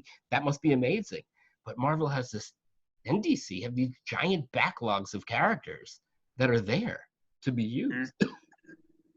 But I mean, I do think that I think that it was smart of them to, even when they undid the race, the sort of problematic race bending of Betsy Braddock, to not completely lose the iconic look of that people who are fans of Psylocke and created all those artistic renderings of the character still want to see. The hope is that in these stories in the next couple of years, they can flesh out this new Psylocke, this new Psylocke who is the old Psylocke, whatever, however you want to sort of create it, and sort of reclaim Psylocke as a fully Asian character. I mean, like that. But ironically, again, I have to find out from the Native American delegation which Psylocke they're talking about. But the Native American delegation would potentially be inheriting a Psylocke that had that history that Quanon has of having had their body taken over by colonized, if you will, by a white character, and all the issues that might be fraught with that. So part of me is hoping that it's the Quanon version of Psylocke and not the Betsy version, because that history, I think it would be particularly resonant of having had to live years with another person, kind of get out style, right. in your psyche. But yes, that's the fourth pick, fourth nomination for the Native American delegation, and I mean, we're still waiting to hear from the white delegation, Asian delegation, and the multiracial delegation. They still have a few hours, and we're off. The 12th round is upon us. You guys have any words of lobbying now that your picks are in? Any characters that you'd like to see win out? I mean, I'm not speaking for Annie. I'm just speaking for myself. I love Rogue. I would love to see us get Rogue. I know Annie would love to see us get Cascane. But we're also happy with our other two picks. I just, Rogue, I don't know. I just always like Rogue. I don't know. I mean, I'm biased because I like Supergirl. Yeah, well, yeah. And, I know her book is just coming to an end. But I'm hoping that she gets another book fairly soon. Well, she's Supergirl, so she'll show up, I think, no matter what. And it would be a shame if Supergirl went undrafted, is what I'm saying. Yes, I would be very happy. Actually, Supergirl was the first one I was pushing for with Annie. That was my first recommendation, was Supergirl. I said to her in the chat, in our private chat, like, can you believe nobody's taken Supergirl yet? And we're this far in, so yeah. I mean, especially when you consider that Superman, has been so traditionally viewed as a Jewish analog character, right? That to have the Jewish delegation go a whole draft with Kryptonian, just feels a little wrong. It feels like I agree. You look back at comic book origins, and first two comic creators that created the first major character, both Jewish, and definitely an analog for either part of their experience or something they wanted a hero to protect people from. So right. Yeah. So sentimentally, that's my favorite for you guys. Yeah. What about you? What about your team, Martin? Who would you like to see sentimentally win out? Personally, I kind of want it to be John, kind of. Okay. But I do also like the story that that has been created for Ben. So one of those two, as long as we don't end up losing anyone to the Native American delegation, because they got like half our picks. That's right. I mean, you guys, they could beat you in two polls and stick you with your third pick. Well, for me, sentimentally, I'd like to see Jane Foster. I think that S's origin, amended origin is Yeah, pretty interesting. that's definitely. I also think that Jane is a character that is finally getting her due in the comic, and it's another character that I'd like to see represented by one of the teams. And I think that the origin that S came up with is a really strong origin. So that's kind of where I fall sentimentally. I do like the Ben Grimm run. That's probably my second choice. But Jane Foster is who I'll be rooting for. I already said who I'm rooting for with the Black delegation. Marky, which of your who would you say of the Black delegation nominees is your sentimental favorite? Oh, I don't know. It's got to be Calvin, right? I mean, I have no choice.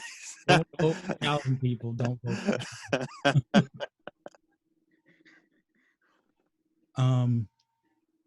and I haven't decided with the Polynesian delegation. I think it's because I just don't want to lose Sunspot. So whether it's Cannonball or Ray, as long as it's not Sunspot, I'm happy with who it goes. And for me, the Native American delegation, I think it's Psylocke. I think Psylocke's the one. I think Psylocke's the most interesting one. But Spawn, let's face it, like Spawn is like right there. Yeah. Let's just dive into the deep end. Let's go full. You gotta stay thematically consistent sometimes. Yeah. And Spawn is that. He's the perfect character for their universe. Yeah. Without a doubt. Are there any other? I mean, obviously we don't know what's happening.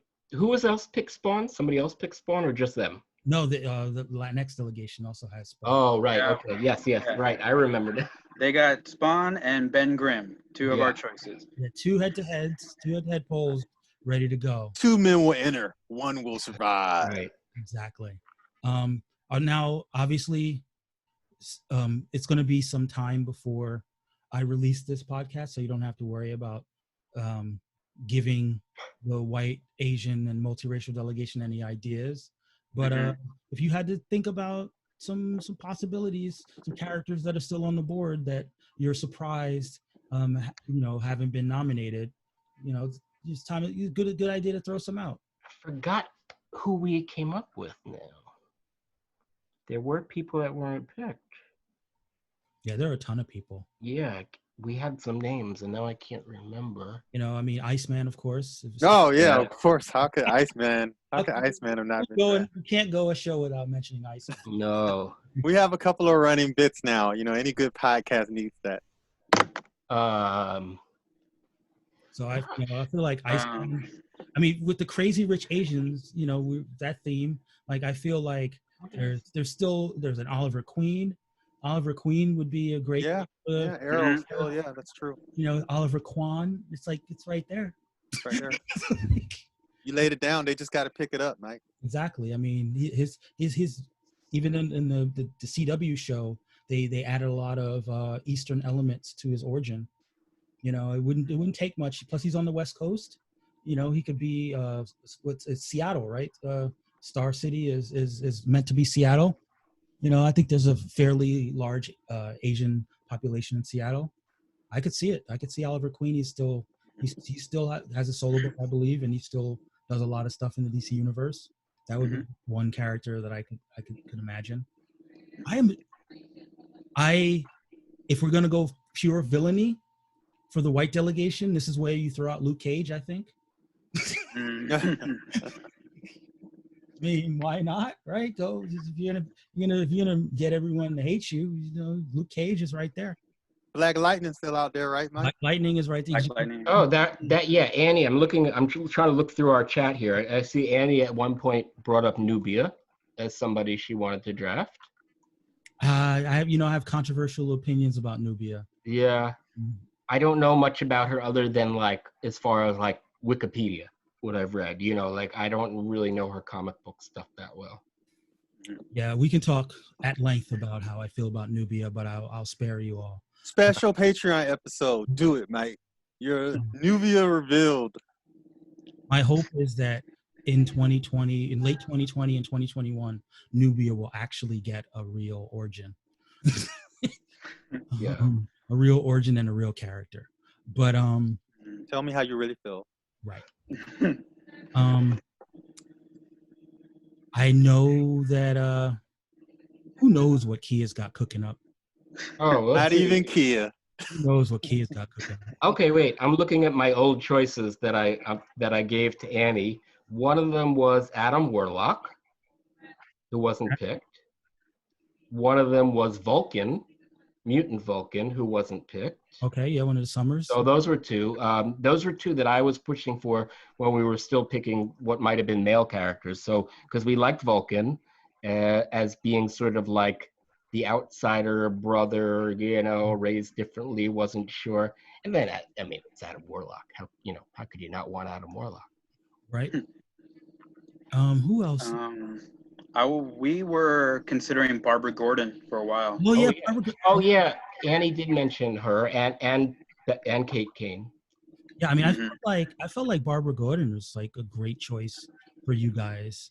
But I mean, I understand why if you had to pick one member of the Bat family, there's an advantage to Cassandra Cain. But Barbara's a great character. That's a character actually that I could definitely see in the multiracial delegation.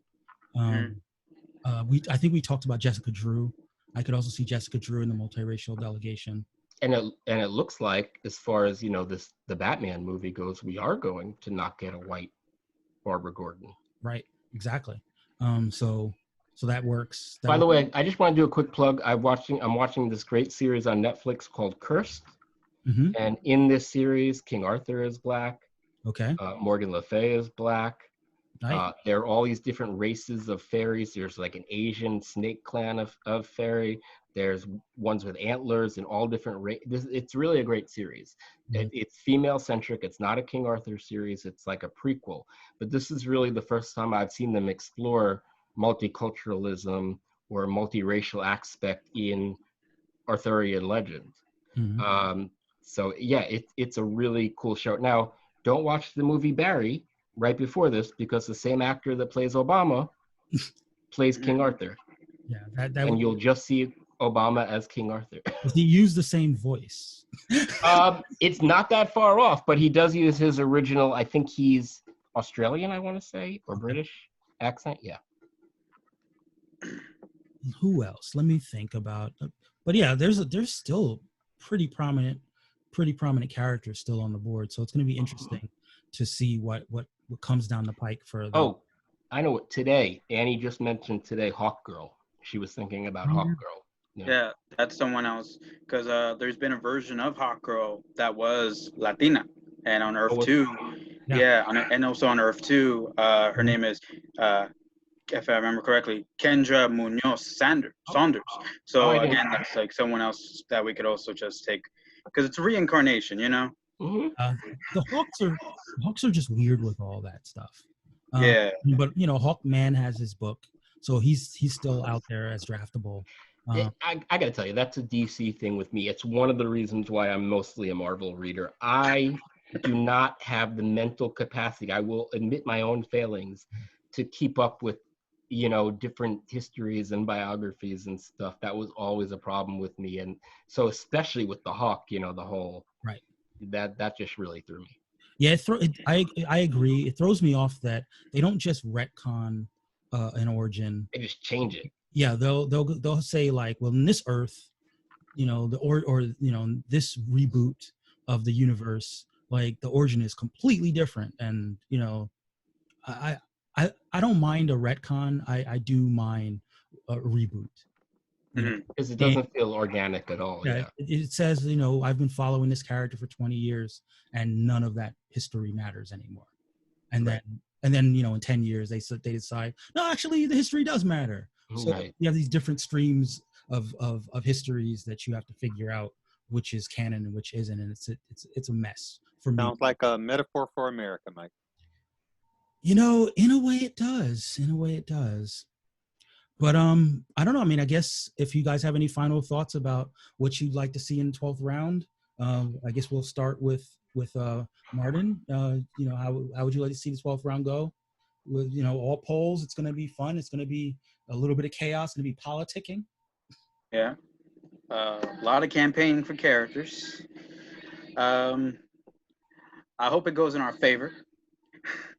I mean, I think if I'm being completely honest, if there was one that we would, if of the two of the picks that the Native American team also got from us, if one of them if one of them were to go to the Native team instead of ours, I think I'd be perfectly fine if it was Spawn, because yeah, it makes total sense for them. Yes. But just not Ben. Not Ben. So wait, who's your? If I'm gonna campaign for you on your behalf, who's your number one? Is it John or is it Ben?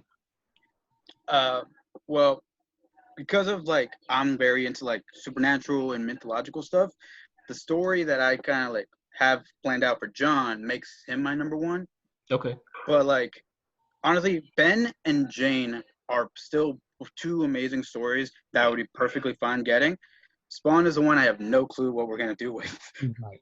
at this point. Yeah, I see that. So yeah, any of those three you can campaign for. Right. And I will try to as well. And yeah, I'm gonna be fully on the Reverse Flash campaign trail. Not Calvin? Definitely. Oh, I'm gonna tweet to all my followers to vote Calvin because I want that. Oh man. I'll No, show Richie some Rich. Supergirl love. Yeah, I'm surprised Richie Rich never came up if we were gonna go with Calvin. Like At this point, Didn't Richie Rich come up in one of the polls? Did he? No, I think so. I mean, I think someone might have mentioned him. You I know, think so. Crazy Rich Asians could draft Richie Rich. it would be thematically consistent. But I don't think he has a book coming out, so I don't know if they'd want to get a vanity pick that badly. But Scrooge McDuck. I think Scrooge is richer than Richie too. So yeah, Darkwing Duck. Scrooge McDuck. He bankrolls Wakanda. Most people don't know that. Yeah, right. You know, I mean, I can't even come up with a duck pun for the Asian delegation, but it's there. His whole vault is vibranium instead of gold. that must hurt jumping. Oh no, wait, it doesn't hurt jumping into it. Right. It absorbs. Yeah. Exactly. Oh man, and on. All right, so By the way, why aren't we getting any Disney crossover comic? You know, DC did such a good job with those books where they used the Warner Brothers characters. I think that Marvel should just, bite the bullet and do some crossover stuff with their other properties. I feel like they're waiting for Kingdom Hearts, right? Isn't that their thing where they have their Disney characters? Probably, yeah. I feel like when they do their next Kingdom Hearts, it's gonna make so much money, and it's gonna be because they don't just flood the market with crossovers. I get that. I think they're gonna make a ton of money the first time they do a Star Wars crossover with some of the other properties that they own. Now that they own Aliens and Jedi versus Predators. We're gonna yeah. We're gonna see a lot of Aliens. They're so sounds amazing. Look, I'm there. You give me Darth Vader. Give me Darth Vader versus a Predator. I love it. Why not? Or give me Aliens on the Millennium Falcon. Or we have to see the Empire and the Rebels working together against the aliens or something. That would be cool. So right, Princess Leia against a ship full of aliens. Yeah. So all that's there in the Marvel universe now that they own the rights. It's all canon. Yeah. So I think Disney's just waiting for the crossover powers. One thing that I want to do before we go though is again hype the Patreon. We've got some cool stuff coming as well. I've talked to Eli and some of the commissions that we're working on. We're going to do team commissions for certain. Maybe not going to be able to afford every team right off the bat, but depending on how the Patreon goes, we can I can Photoshop one of my team together. If we can get some extra bankroll, you can expect for the patrons to see the versions of these characters in their race bent form with their new backstories and their new reimagined visualizations. He's going to be at work with some of those. So if you support the Patreon, you'll get your own versions of these images. Also, And I know we haven't discussed this, Mike, but I would love to see sort of like a booklet compiling all of the narratives together. Yeah, we can work on that too. I mean, I know we're trying to do some different things on the blog, so we'll probably put together at least a visual slideshow with the backstories on the blog when I have a little time, and maybe that can function as kind of like a book. But yeah, I'm fine with that. We'll talk to the captains. The other thing that we plan to do in the upcoming weeks, after we sort of like while we're jumping into the actual Fantasy Comics League score part, one of the things that we're also going to be doing is talking about classic Marvel and DC storylines and imagining those storylines with the characters as they've been racially drafted, and kind of do some storybooking there. Hopefully we'll have the different captains, and maybe we'll kind of do it like campfire style. Right. Marshmallows and everything. Right. We'll do a few paragraphs of the Wikipedia, and we'll pass it up to the next captain and have them explain what their characters will be doing during those storylines. But we've got some ideas, guys. Just because this first season draft is coming to an end doesn't mean that the show is coming to an end. We've got a lot of different topics coming your way, and we're definitely going to be I'll be passing along the different trash talk as these different teams start scoring points from week to week. I'm sure Kia would like to believe that she's the front runner, TM, as she says, and we'll see if that ends up bearing out. But you got a way to put a bow on this, Marky? Well, I don't think there's any possible bad results from the poll scenarios. Like, no matter what gets picked, the stories are going to be incredible. It's going to be interesting to hear about, except for Calvin. So as long as that doesn't happen, it's going to be awesome to look at. So that's how I put a bow in this. All right. And we're another week down for the racial draft. Everyone say your goodbyes, and you give your socials. I'm check the circuit on Twitter. That's Adam from the Jewish delegation. Martin. I'm Martin Sanchez. So that my Twitter is Mar Sanjay 47. So it's MARSANJ 47. This entire time I've been like so used to people calling me Martin, so I don't really correct them. But like I pronounce Martin. I feel bad. No. I feel terrible now. Like that actually breaks my heart. Like you have to tell me. You have to tell me that, because that's what I tell my students all the time. I don't teach like Americans. So like I always tell them, like, if you don't correct me, then I don't know. If I ever had a teacher that asked, do you prefer Martin or Martine, I'll say Martine because that's what my parents say. But if they don't ask, I don't want to go I don't want to be like too much of trouble to be like, actually it's Martine. That's not trouble. That's your name. All right. Well, I will try, but I've got weeks of calling you Martin. And it's fine. It's fine. It's a work in progress, but we'll definitely fix that. All right. We're gonna edit all past episodes. Yes. Someone, not but yeah. On that note, I guess that's a good enough time to say goodbye. Until next time, all things are possible. Thanks, everyone.